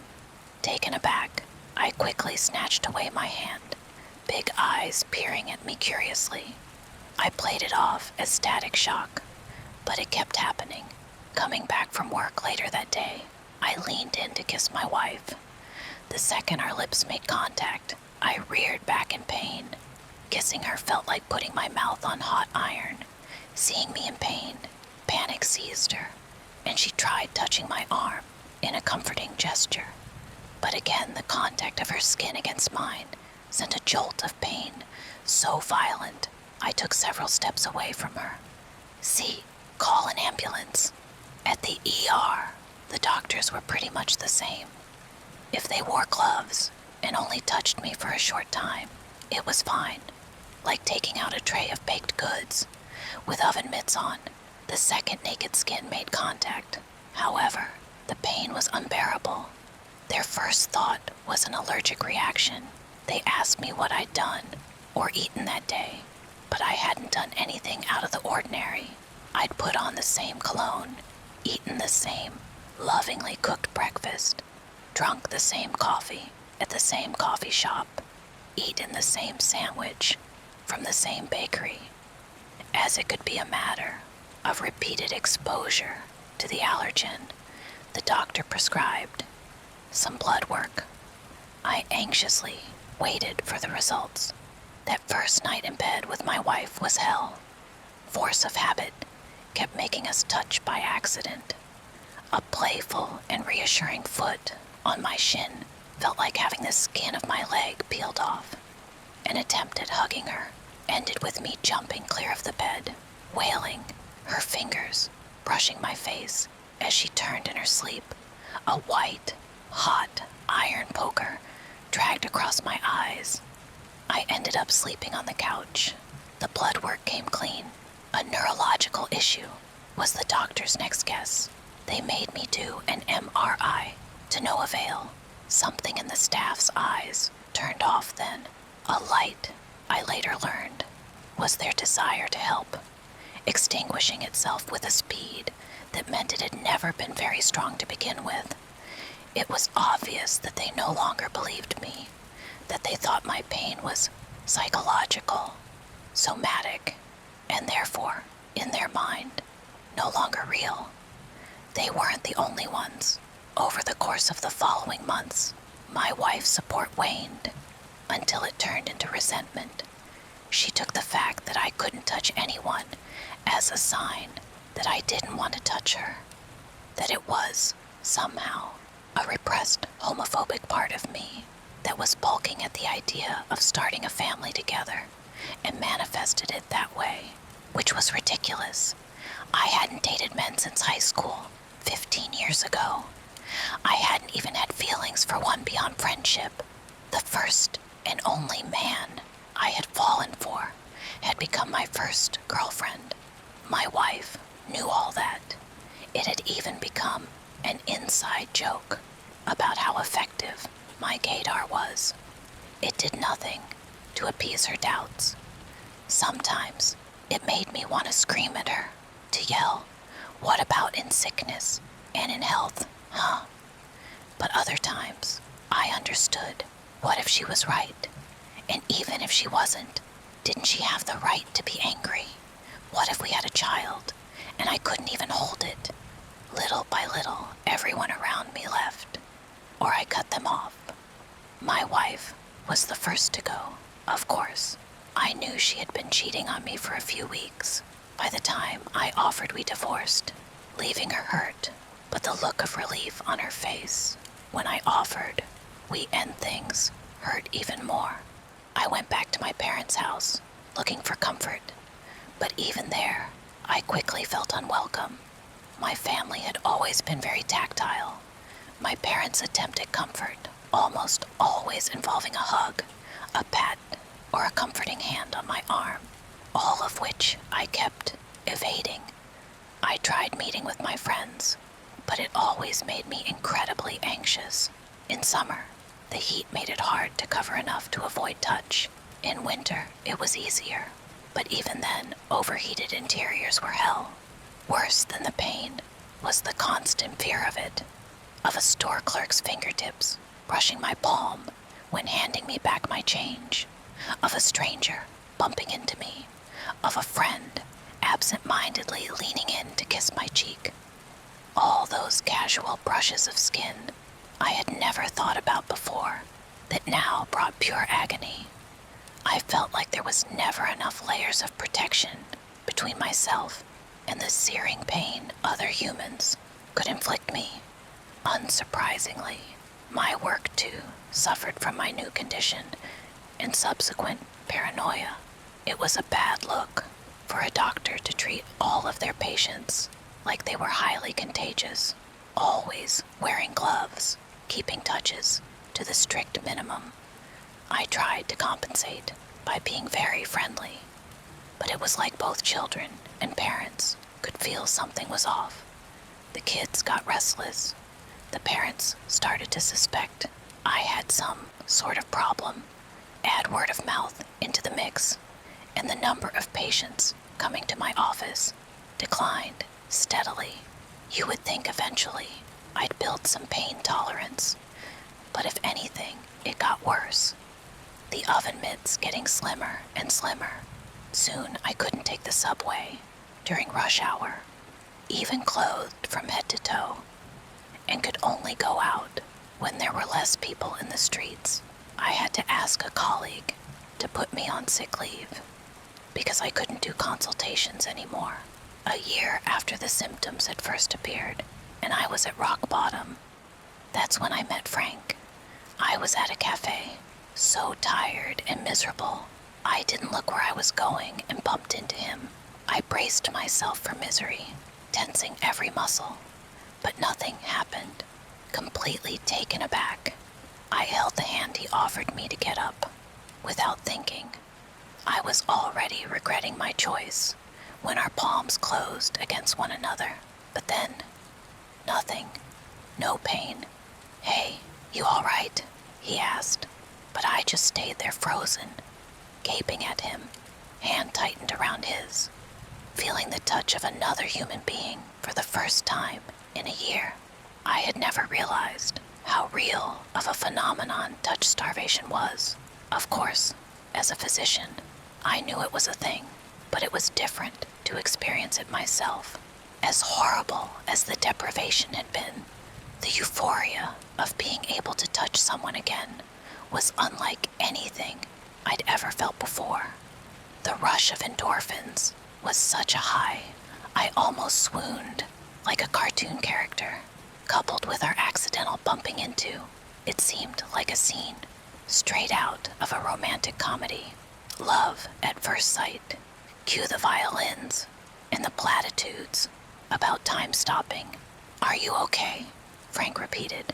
"Yes, I think you might be."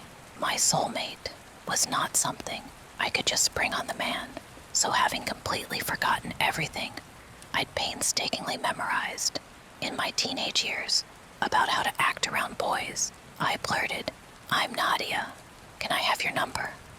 Thankfully, that only made him laugh and blush a little, which was cute.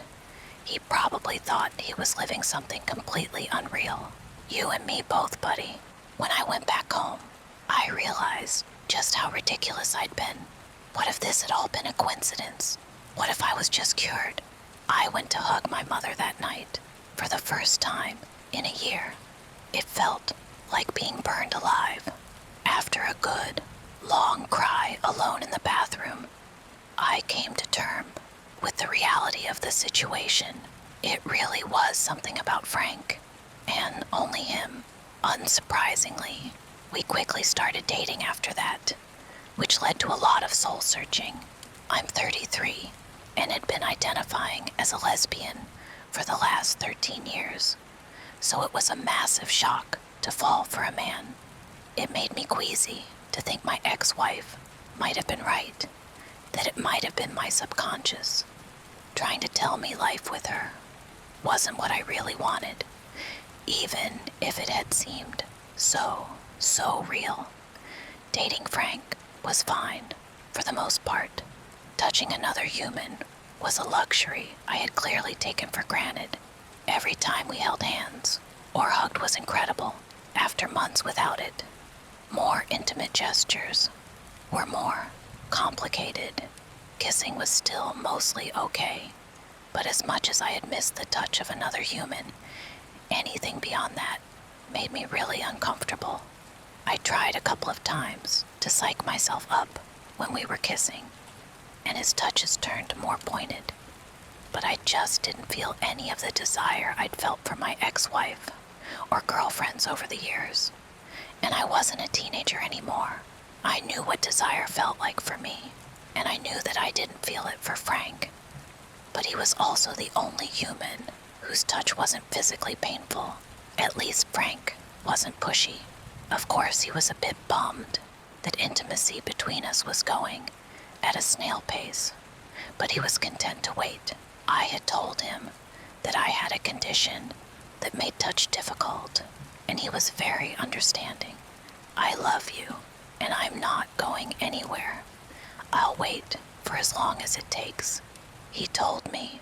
At the time, I was relieved and grateful to finally have someone in my life who was willing to give me the grace no one had given me in over a year. Now, however, I realize his words had a very different meaning. Personality-wise, Frank reminded me of some of my high school boyfriends. Before I'd realized I wasn't attracted to them, he was gentle, shy, not very manly. Actually, for some reason, he reminded me a little of my last boyfriend, who had, incidentally, turned to be my first girlfriend. Unlike her, though, Frank was very much a straight, cisgender man, and he would stay that way until he died. It sometimes led to friction. After dating women for so long, there were expectations I wasn't used to anymore. Not that dating women doesn't come with its own problems. Relationships are hard. At first, it was fun to get the princess treatment, not paying at restaurants, or having him open doors for me. It was novel. It stopped being cute when he told me I shouldn't wear heels because it made me look taller than him, or that he was uncomfortable that I earned so much money as a doctor. He also seemed really upset by the fact that I had had a life before him, sentimental and sexual, but we always managed to iron things out.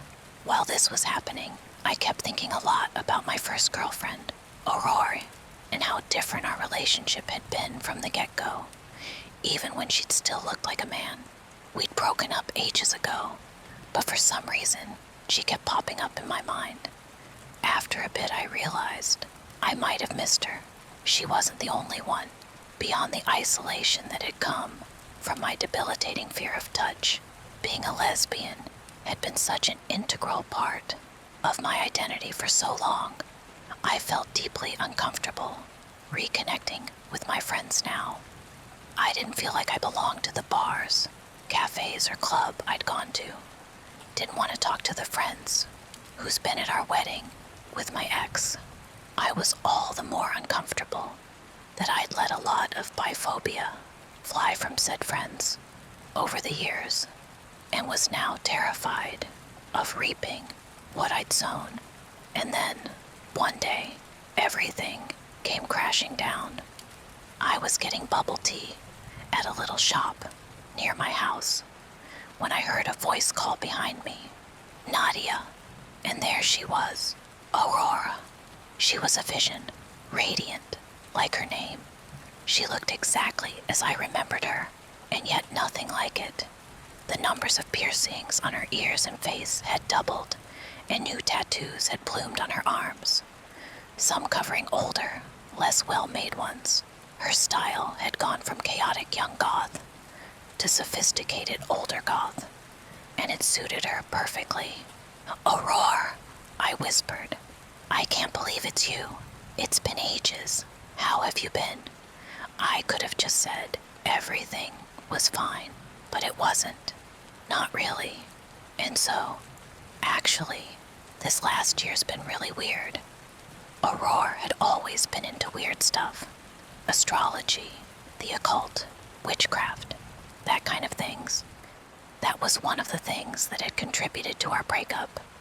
I used to be a bit of an asshole in uni, not really understanding the role belief played in people's lives and how someone could believe in that crap while planning to work in healthcare. She, in turn, didn't understand why I was so strongly against something she viewed as harmless. We'd both learned, since then. Aurora had certainly learned the hard way. Some beliefs are anything but harmless. I told her everything, and I mean everything. How I hadn't been able to touch people in over a year. How weird it felt that the only person I could touch was a man, and how strange it was to be in a straight relationship again. I was expecting Aurora to be surprised by my story and to reassure me on my sexual orientation. She was bi, after all. What I did not expect was for her to look at me with a quietly horrified expression, the same kind I'd used a decade ago, when she'd offhandedly mentioned something her family had done that she hadn't realized was abusive yet. "Nadia, what you're describing, it sounds a lot like a love potion." "What?" I laughed, but she wasn't joking. "Well, some people call it a love potion, but it's a euphemism, really. It doesn't make you love the person who used it. It just makes you dependent of them. Aren't you a little old to believe in that stuff?" I deal with that stuff for a living. Started as a side hustle, became quite profitable. Not here, nor there.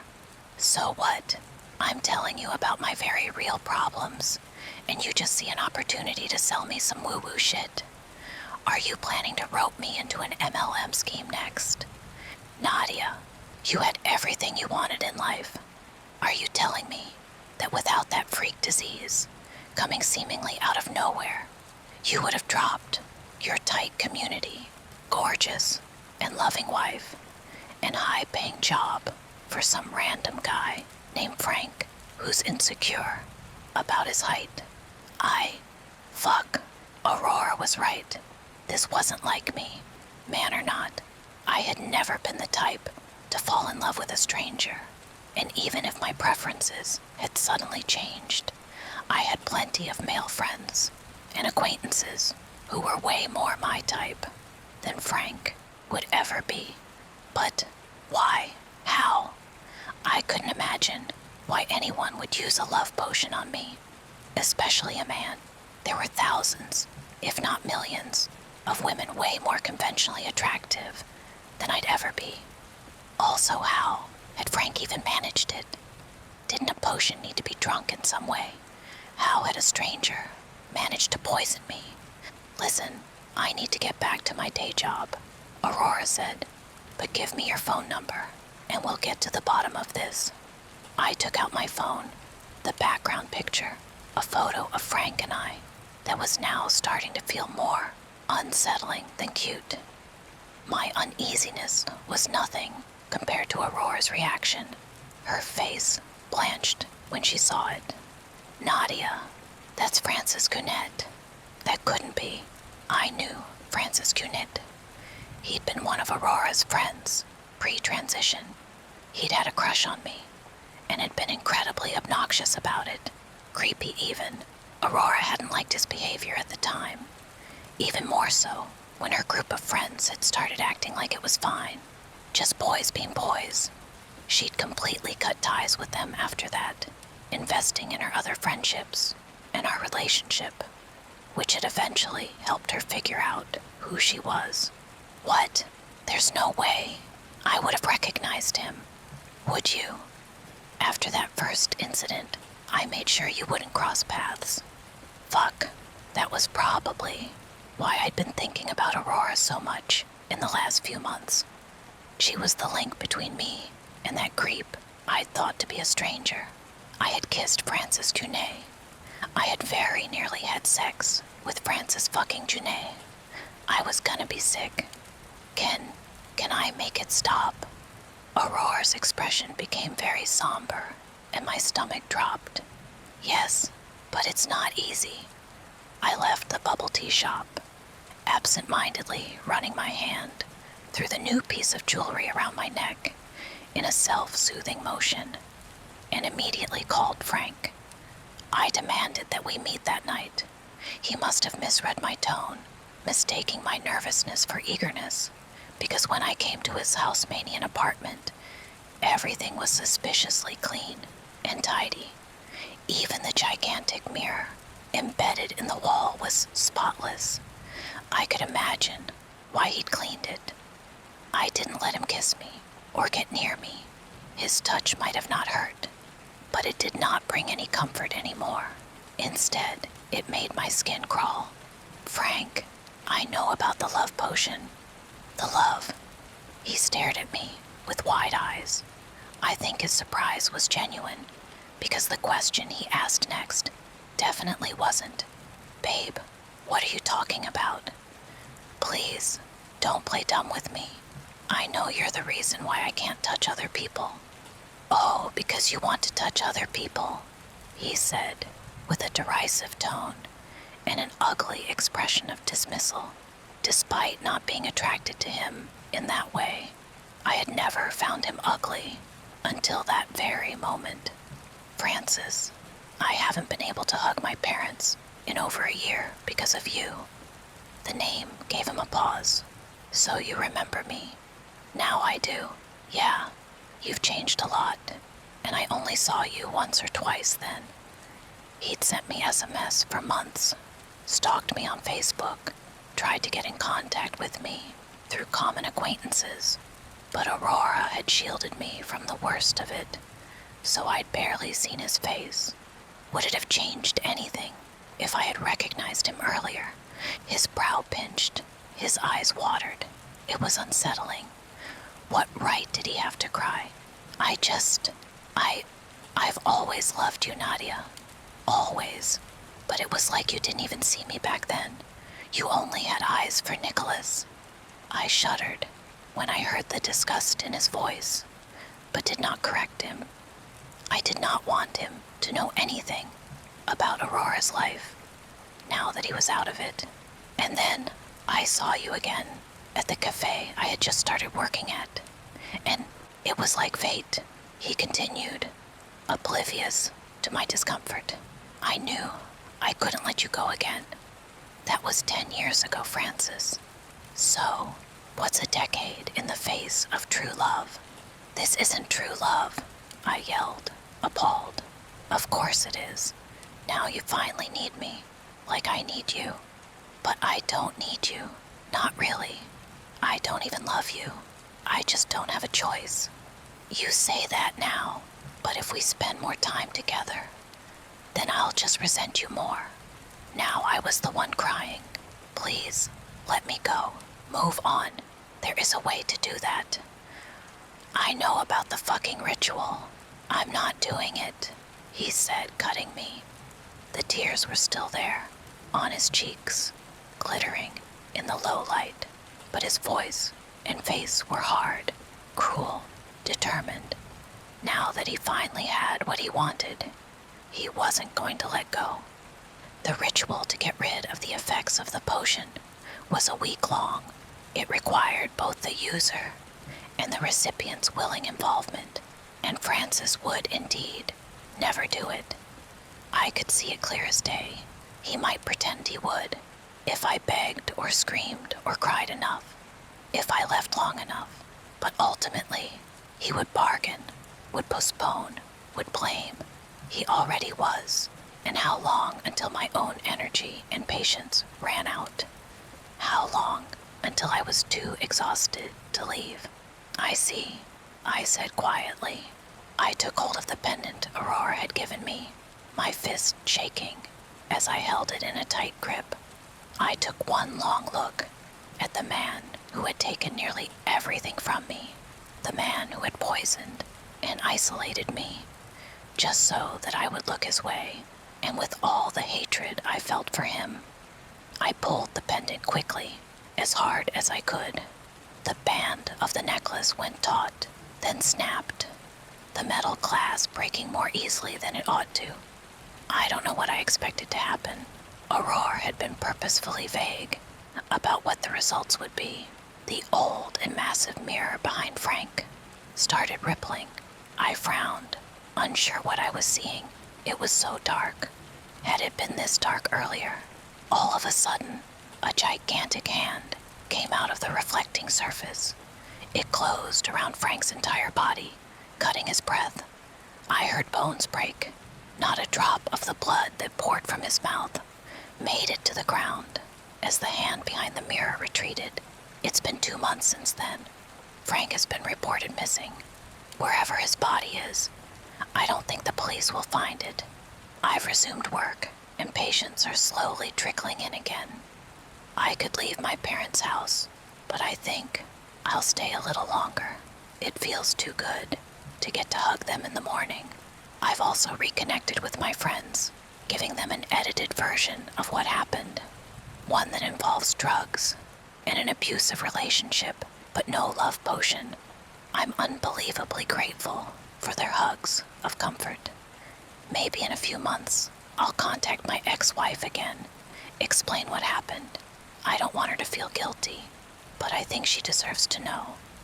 Might save her a few hours of therapy, or add to it. Aurora and I are also meeting regularly. I don't know if it will turn into anything. For now, we're taking it easy. So yeah, if you have acquired a love potion, I strongly advise you to reconsider using it, because there are in fact 2 ways to reverse its effects. One is a week-long ritual for which both parties need to consent. They need to want from the bottoms of their hearts to get rid of the effects of the thing. The other, way faster and easier process is to kill the person who used the potion. And now that my story is out there, your target has way more chances of knowing what the effects of a love potion are and how to make them stop. You have been warned. My son's camera monitor alerted in the middle of the night. I checked it and saw my wife and son sitting on the bed. They weren't my wife and son. I'm a nurse, and I currently work nights. It's a total drag, but I'm hopeful I can go to days soon, since some coworkers are planning retirements. Anyway, I was working one night when just after 3 a.m., my son's monitor alerted me to sound and movement. No big deal at all. He probably coughed loudly or sneezed or something. He's 3 now, so he generally sleeps all night. I bring it up on my phone, and I see him and my wife sitting on the bed. Again, no big deal. He might have cried out or gotten scared or something. I was about to close the app when I noticed they were acting strange, almost creepy. And when I say almost creepy, I mean creepy as balls. They were sitting on the bed together, both of them just staring up at the camera with blank, emotionless stares. The night vision is black and white, so they had white, eerie-looking eyes. They didn't move at all aside from their visible breathing. They just sat there staring at the camera. I close the app and give my wife a call to make sure everything is okay. I never get to call home on lunch, so in a way this is kind of nice to get to talk to my family while at work. It rings a couple times before she answers with a very groggy, "Hello?" It was like she was dead asleep when I called, and she looked wide awake when on the camera. "Hey, you guys okay?" "Huh? Yeah. Buddy, my son's nickname, came in like 15 minutes ago. Seemed scared, so I said he could sleep with Mama. I'm confused here since I saw them in his room a minute ago." Literally 60 seconds had passed since I closed the app and made the call. "Wait, so you guys are in bed?" "Yeah, I fell back asleep right away. Everything okay?" "Everybody keeps waking me up." She's kind of annoyed. "Hang on a sec." I put her on speaker and bring up the app, hoping I don't see it. When the app loads, I get that pang of intense nervousness in my stomach that I haven't had in a long time, since I was a kid in school and realized while I was eating breakfast A paper or something was due that day and I hadn't done it. My heart leaps into my throat. My wife and son are sitting on his bed looking up at the camera, same emotionless stares. Hello? You guys are in bed, right? Yeah, we're trying to sleep. Well, I'm looking at his camera and I see you two sitting on his bed. Huh? Number, we're in our bed. I know that's what you mean, but I'm looking at his bed and you two are in there. Hang on, she says. She's quiet for a sec while she brings up the camera on her phone. I hear this guttural, terrified gasp, like she had sucked all the air in the room into her lungs, filling them to capacity. I don't hear this kind of gasp from my wife often, usually only when she's truly afraid, like during a jump scare in a movie, or one time when we turned her back on our son for literally a second, and he was down by the mailbox inches from the road. I hear rustling of sheets and the line goes dead. Of course, now I'm absolutely terrified myself, so I immediately call back. It goes to voicemail, so I call again. I call again and again with no answer. Finally, after about 4 minutes, she calls me. I tell you that 4 minutes felt like 40 years. Hey, what's happening? I ask. She's absolutely hysterical and crying. I can't understand a word she says. Stop. Slow down for just a second, I say. She slows down enough to explain they are in the car and driving to her parents'. She looked at the camera, and when she saw what was on it, she got up and grabbed our son and rushed downstairs and out the door. Didn't even close the garage. Don't worry about it, I said. I'll drive by when I get off and close it. We live in a generally safe neighborhood, so I'm not too concerned the door is up. You will not go in there, she says. Hell no, I return. Why are we on the camera? She asked. Is it a recording? I don't know, I return. I'm going to keep watching it and see if there's anything I can tell. Do our code words with Buddy. We have code words because we're nerds. We've seen too many pod people and imposter movies, so we decided a long time ago to make code words with each other to be able to tell if one of us was an imposter. We have a couple code words, but we also have a 3-sentence story we recite together, each saying a different part alternately of each other. I hear her on the phone saying the things we taught our son. He giggles as he says them. He does every time we practice, since he thinks they're a joke and doesn't have any idea of the real meaning. We're both convinced he's our son. My wife then says our part, and I'm convinced she's her. We made up these words as a complete joke to ourselves. I never once in my life ever imagined we'd actually need them. Unreal. She got to her parents safely and it was hard to hang up. I told her we'll figure it out in the morning, hopefully just a glitch. She said she didn't think it was a glitch. When she was running out, she had to run by our son's room and the door was open. There's a little flashing light on the back of the camera that indicates it's connected to the internet. It gives off just enough light that when she ran by, she thought she saw, out of the corner of her eye, a shadowy outline of what could have been an adult sitting on our son's bed. It sends chills down my spine to think about. Knowing they were safe and out of the house is the only thing that kept me at work that night. It was a long 4 hours, but I kept checking the camera every chance I got. Sure enough, they were still sitting on the bed, staring up at the camera with emotionless gazes. I studied them to see if I could see any pattern, from their breathing to their blinking. Their breathing was steady and looked normal. It was their blinking that would tell me if this was just some kind of bizarre, time-looped freak accident video or not. I intently stare at my phone and count the seconds between each blink, telling myself if this is a loop, then their blinks should be even and occur at the same time each time.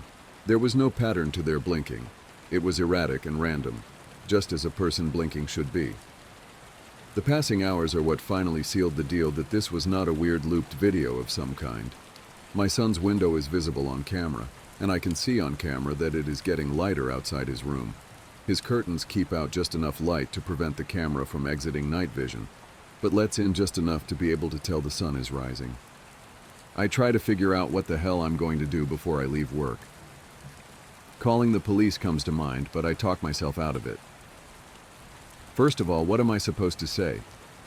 Someone is in my house that looks like my wife but isn't.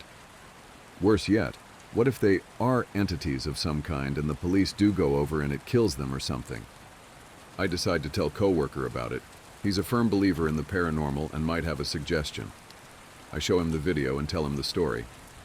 His initial response of, "That's creepy as fuck," doesn't help much, but he says he wants to go over and check it out. He says we both should, to see if not my wife will try and act like my wife. I tell him absolutely not, and he says we should at least go to the house even if we don't go in. I agree on that since I wanted to close the garage. We got to my house and walked around the perimeter first. Not sure what we wanted to accomplish by that, but it felt like something we should do. The curtains were all drawn since nobody was there to open them in the morning, so we couldn't see anything. I went to close the garage and suddenly had this overwhelming urge to go inside and investigate. It was like I just had to know what was going on. So in we went. We walked through the kitchen towards the foyer where the stairs are. It's so quiet in our house right now you could hear a feather drop, forget the pin. We stop at the bottom of the stairs and wait a few seconds.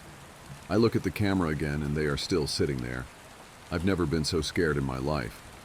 My coworker puts his foot on the first step and I suddenly say, "Stop," loudly. "Forget this. We're out of here," I tell him. "Come on." I start making my way back to the kitchen. We hear a loud creak in the floor from upstairs. It's my son's room. He has a very loud, creaky board right in the middle of his floor that's almost impossible not to step on. My wife and I are still deciding if we ever want to fix it because it will alert us if he's ever up to no good when he gets older trying to sneak out or something. "Come on, come on, come on," I yell as I motion for him to move his ass. We're out of the house in about 2 seconds. Out on the street, I check my phone. Now only Not My Son was sitting on the bed, same blank stare. Not My Wife was gone. Holy shit, my coworker says. That was stupid as fuck of us. Do not tell my wife we went inside. She would be so ungodly mad if she found out what we just did. I use my garage door opener in my car to close the door. Before we leave, I look at the camera again. Not My Wife is back on the bed with Not My Son, both staring blankly up at the camera, blinking every few seconds. That was all about 4 days ago now. Not My Wife and Not My Son are still sitting on the bed staring up at the camera. They haven't moved a millimeter. We obviously haven't gone back to our house. What do we do? I'm sorry it's taken so long. It's been an emotional month. I've felt like I'm losing my mind, or already lost it. I've been in the hospital for 3 weeks. You'll remember I left off at my wife's parents' house, not sure what the hell to do. My wife and I argued about it. My in-laws said, "Call the priest." I told my wife we're calling the cops, and that's it. The day we finally called the cops would be day 6.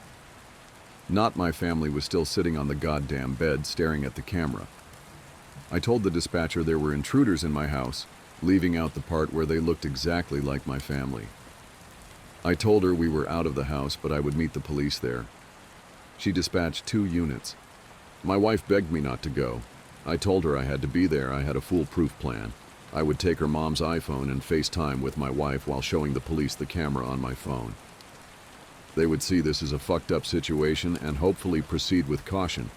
My coworker friend said he would come with me as well. My friend and I beat the cops to my house. Like most of you mentioned in the comments previously, I was packing heat. I have a concealed carry, so I had my 1911.45 on me. I was not concerned this would bother the cops, as I was going to inform them of my permit and that I was currently carrying. What I wasn't going to tell them was that I had my father-in-law's AR-15 in my trunk. It's almost funny how many of you mentioned that was the way to go in my previous entry. I didn't plan on telling the cops about it because I was not planning on needing it. They would come armed and prepared. They showed up, and I let them know I was armed, and then enacted my plan. I initially told them the story. They looked at each other like I was crazy, and they didn't believe me. I FaceTimed my wife so they could see she was in fact not in the house despite what our camera was showing. They still didn't seem to believe me, but this did pique their interest. I hung up with my wife and told her I'd call her back as soon as we knew something. "So now we're sure this isn't a recording," an officer stated, repeating what I said. "It's not. The day-night cycle has changed every day. Their blinking is erratic and not cyclical like it was a repeat," I said. "I know it's a stupid question, but your wife isn't a twin?" the other officer asked. I told him no. My friend spoke up. "I have an idea. Turn the volume up. I'll go throw a pebble at the window." He went around back while I turned up the volume to the max. Okay, I'm tossing. We heard the light tick sound from outside, but the 1 second delay on the camera came in loud and clear through my phone. Not my wife moved at the sound of the pebble hitting the window. The first time I'd actually seen her move aside from the time she wasn't on screen, when I initially went inside our house the first day. She turned her head towards the window just slightly, before turning back to the camera. Okay, so this is live, an officer said. Okay, sir, I need you and your friend to stay outside here. We're going to go in and find out what's going on here. Should you ask for more units? I asked hopefully. Not at this time. We're going to assess the situation first. They don't appear to be armed, but we're going to be cautious. I opened the garage for them and they made their way in towards my kitchen door. They radioed dispatch that they were headed in and to stand by. They disappeared into my house. A few seconds after they went in, the camera went out. I wanted to vomit and I felt like if I put my fingers in my mouth, I'd be able to feel my heart since it had leapt so far up into my throat. Shit, I yelled to my friend. I immediately popped the trunk and got my rifle out and ran into the garage, my friend right behind me. We got inside just in time to hear a low, guttural howl from upstairs, demonic sounding almost, along with raised voices from the police. There were several shots. Need backup. Shots fired. He was cut off. Oh my God, my friend howled. He was scared shitless, but so was I. God fucking damn it, I knew it, I said, running up the stairs. My son's room is the first one you come to after getting upstairs, so his wall is also what you see as you walk up the stairs. As I reached the top, I laid into the wall with my rifle. It has a 30-round magazine, but I felt like I fired 100 shots. I fired all over the place, knowing full well the ammo would go through the wall like it was paper, concentrating on where my son's bed would be, but also near the door and towards the floor as well in case whatever these things were thought to duck. We heard shrieks of pain coming from the room, then nothing. My friend and I paused for a minute before deciding to go in because the camera was still out. We heard a whimpering coming from the room. There was a dead cop in the hallway we had to step over. It was awful, and I'll never be able to unsee it. His head was several feet away from his body in the threshold to our guest room. We found the other cop in my son's room right inside the doorway. He had several large holes in his torso, as if he'd been impaled. Exactly what I was afraid would happen had happened. I called the cops, and whatever these things were killed them. When we entered the room, we found the source of the whimpering was not my wife. She was laying on her back on the floor, holding her torso that was bullet-ridden and breathing heavy. The scene was awful. I can hardly put into words how awful it was. I know now, just like I did then, they weren't my family. It shouldn't have been hard. I should have been able to just go in and finish it. But instead I fell to my knees. Not my wife begged for her life. I don't want to die, honey, she whimpered. I wanted to have more kids. I can't die now. I looked over at not my son, who had to be dead. He'd taken 2 shots at least to the head, or what was left of it. He had several more in his torso and 1 or 2 on his legs and arms. If you have kids, seeing their lifeless, bullet-ridden body is a special kind of hell. Again, I knew it wasn't my son, but it was. I was going to be sick. I'd killed my family. I turned back to not my wife. She was acting just like my wife. It even mimicked her anxiety about death that she has had in the past year or so. It's not her, man. I forgot my friend was even there. It's not her. Shoot it. I know what you guys are thinking. How many times has this happened in the movies, and you scream at your TV for the main character to just shoot the imposter because it's not their loved one? I guess movies get it right somehow. I'll never roll my eyes at the character who can't kill an imposter again. Please don't shoot me, it begged. My hands were shaking as I aimed at it. Why couldn't I do it? I knew, this wasn't my wife. Listen, man, my friend began calmly. Look at it. Its blood is yellow. It's not your family. Was it yellow? It was. Seeing my family slain was so traumatic I hadn't even noticed their blood wasn't red. I steadied my aim, and not my wife suddenly stopped begging. She began that guttural, terrifying shriek, and something black or gray started to protrude from her mouth, like a tentacle or something, and I fired. At that range, her head more or less exploded. Whatever these things were, they appeared to be mortal. I was still on my knees and my friend was out in the hallway just outside the door. We heard the sounds of approaching police sirens. I'd forgotten one of the cops had gotten a shots fired call over the radio before being killed. It seemed like it had been hours, but it had only been about 5 minutes since the police had gone in. My friend went downstairs to let the police know what to expect. I stood up and slowly made my way into the hallway. I was lightheaded and felt like I was going to be sick.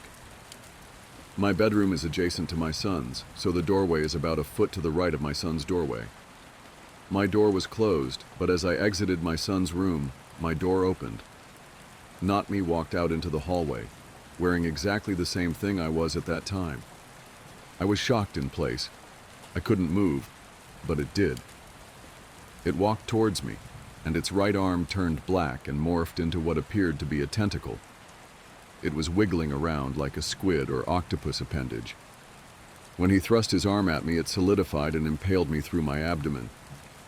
It then stabbed me in the left leg just above the kneecap.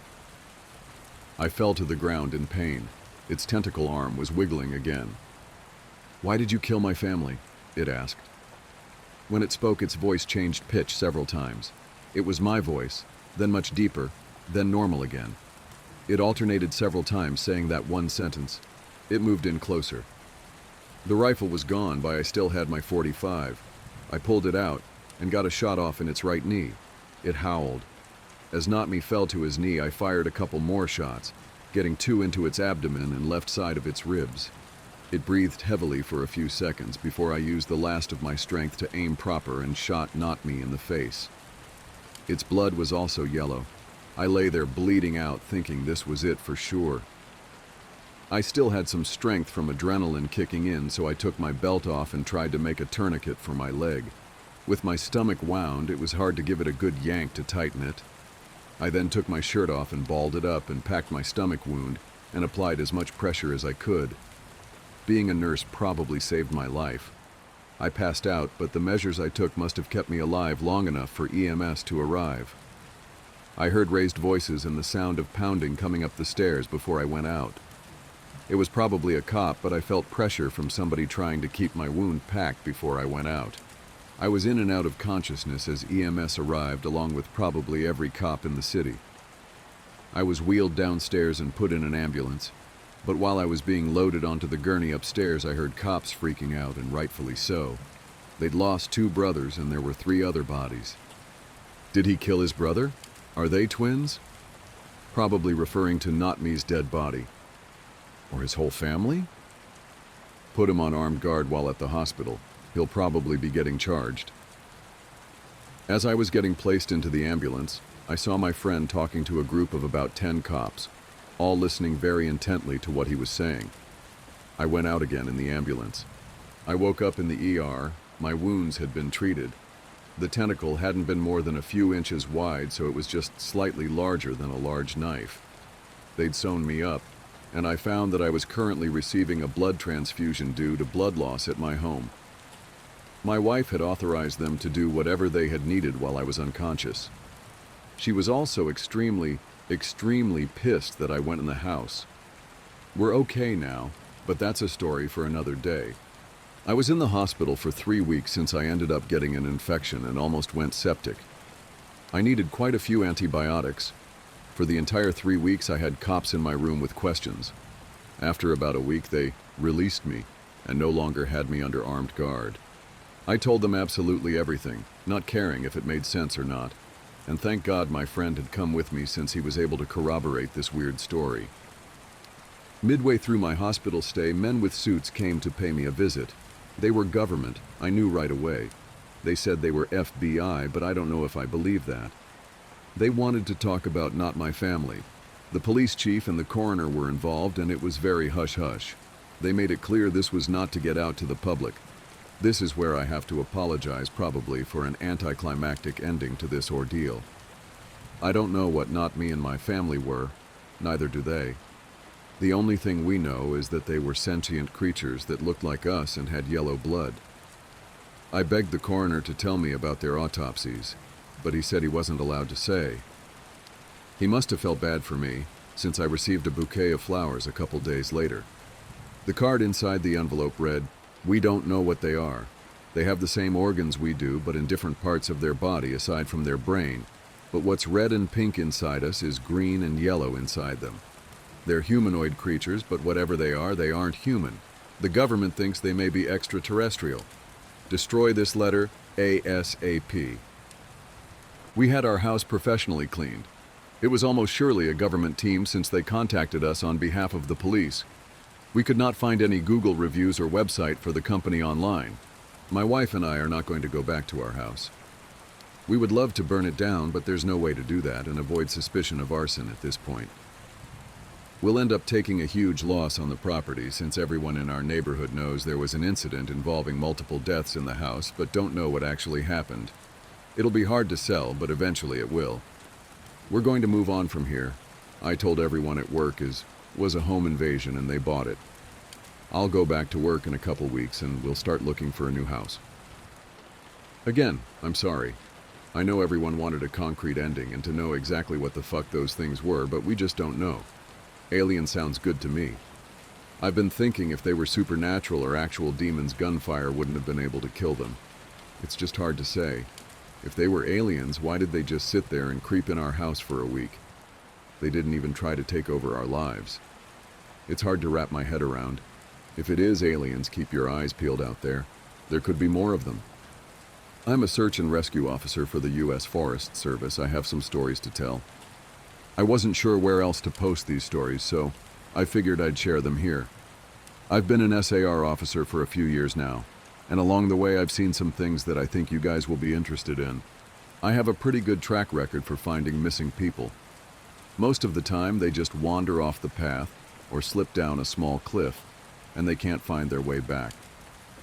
The majority of them have heard the old "stay where you are" thing, and they don't wander far. But I've had 2 cases where that didn't happen. Both bother me a lot, and I use them as motivation to search even harder on the missing persons cases I get called on. The first was a little boy who was out berry picking with his parents. He and his sister were together, and both of them went missing around the same time. Their parents lost sight of them for a few seconds, and in that time both the kids apparently wandered off. When their parents couldn't find them, they called us, and we came out to search the area. We found the daughter pretty quickly, and when we asked where her brother was, she told us that he'd been taken away by the bear man. She said he gave her berries and told her to stay quiet, that he wanted to play with her brother for a while. The last she saw of her brother, he was riding on the shoulders of the bear man and seemed calm. Of course, our first thought was abduction, but we never found a trace of another human being in that area. The little girl was also insistent that he wasn't a normal man, but that he was tall and covered in hair, like a bear, and that he had a weird face. We searched that area for weeks. It was one of the longest calls I've ever been on, but we never found a single trace of that kid. The other was a young woman who was out hiking with her mom and grandpa. According to the mother, her daughter had climbed up a tree to get a better view of the forest, and she'd never come back down. They waited at the base of the tree for hours, calling her name, before they called for help. Again, we searched everywhere and we never found a trace of her. I have no idea where she could possibly have gone because neither her mother or grandpa saw her come down. A few times I've been out on my own searching with a canine, and they've tried to lead me straight up cliffs. Not hills, not even rock faces. Straight, sheer cliffs with no possible handholds. It's always baffling, and in those cases we usually find the person on the other side of the cliff, or miles away from where the canine has led us. I'm sure there's an explanation, but it's sort of strange. One particularly sad case involved the recovery of a body. A 9-year-old girl fell down an embankment and got impaled on a dead tree at the base. It was a complete freak accident, but I'll never forget the sound her mother made when we told her what had happened. She saw the body bag being loaded into the ambulance, and she let out the most haunting, heartbroken wail I've ever heard. It was like her whole life was crashing down around her, and a part of her had died with her daughter. I heard from another SAR officer that she killed herself a few weeks after it happened. She couldn't live with the loss of her daughter. I was teamed up with another SAR officer because we'd received reports of bears in the area. We were looking for a guy who hadn't come home from a climbing trip when he was supposed to, and we ended up having to do some serious climbing to get to where we figured he'd be. We found him trapped in a small crevasse with a broken leg. It was not pleasant. He'd been there for almost 2 days, and his leg was very obviously infected. We were able to get him into a chopper, and I heard from one of the EMTs that the guy was absolutely inconsolable. He kept talking about how he'd been doing fine, and when he'd gotten to the top, a man had been there. He said the guy had no climbing equipment, and he was wearing a parka and ski pants. He walked up to the guy, and when the guy turned around, he said he had no face. It was just blank. He freaked out and ended up trying to get off the mountain too fast, which is why he'd fallen. He said he could hear the guy all night, climbing down the mountain and letting out these horrible muffled screams. That story bothered the hell out of me. I'm glad I wasn't there to hear it. One of the scariest things I've ever had happen to me involved the search for a young woman who'd gotten separated from her hiking group. We were out until late at night because the dogs had picked up her scent. When we found her, she was curled up under a large rotted log. She was missing her shoes and pack, and she was clearly in shock. She didn't have any injuries, and we were able to get her to walk with us back to base ops. Along the way, she kept looking behind us and asking us why that big man with black eyes was following us. We couldn't see anyone, so we just wrote it off as some weird symptom of shock. But the closer we got to base, the more agitated this woman got. She kept asking me to tell him to stop making faces at her. At one point, she stopped and turned around and started yelling into the forest, saying that she wanted him to leave her alone. She wasn't going to go with him, she said, and she wouldn't give us to him. We finally got her to keep moving, but we started hearing these weird noises coming from all around us. It was almost like coughing, but more rhythmic and deeper. It was almost insect-like. I don't really know how else to describe it. When we were within sight of base ops, the woman turns to me, and her eyes are about as wide as I can imagine a human could open them. She touches my shoulder and says, "He says to tell you to speed up. He doesn't like looking at the scar on your neck." I have a very small scar on the base of my neck, but it's mostly hidden under my collar, and I have no idea how this woman saw it. Right after she says it, I hear that weird coughing right in my ear, and I just about jumped out of my skin. I hustled her to ops, trying not to show how freaked out I was, but I have to say I was really happy when we left the area that night. This is the last one I'll tell, and it's probably the weirdest story I have. Now, I don't know if this is true in every SAR unit, but in mine, it's sort of an unspoken, regular thing we run into. You can try asking about it with other SAR officers, but even if they know what you're talking about, they probably won't say anything about it. We've been told not to talk about it by our superiors, and at this point we've all gotten so used to it that it doesn't even seem weird anymore. On just about every case where we're really far into the wilderness, I'm talking 30 or 40 miles, at some point we'll find a staircase in the middle of the woods. It's almost like if you took the stairs in your house, cut them out, and put them in the forest. I asked about it the first time I saw some, and the other officer just told me not to worry about it, that it was normal. Everyone I asked said the same thing. I wanted to go check them out, but I was told, very emphatically, that I should never go near any of them. I just sort of ignore them now when I run into them because it happens so frequently.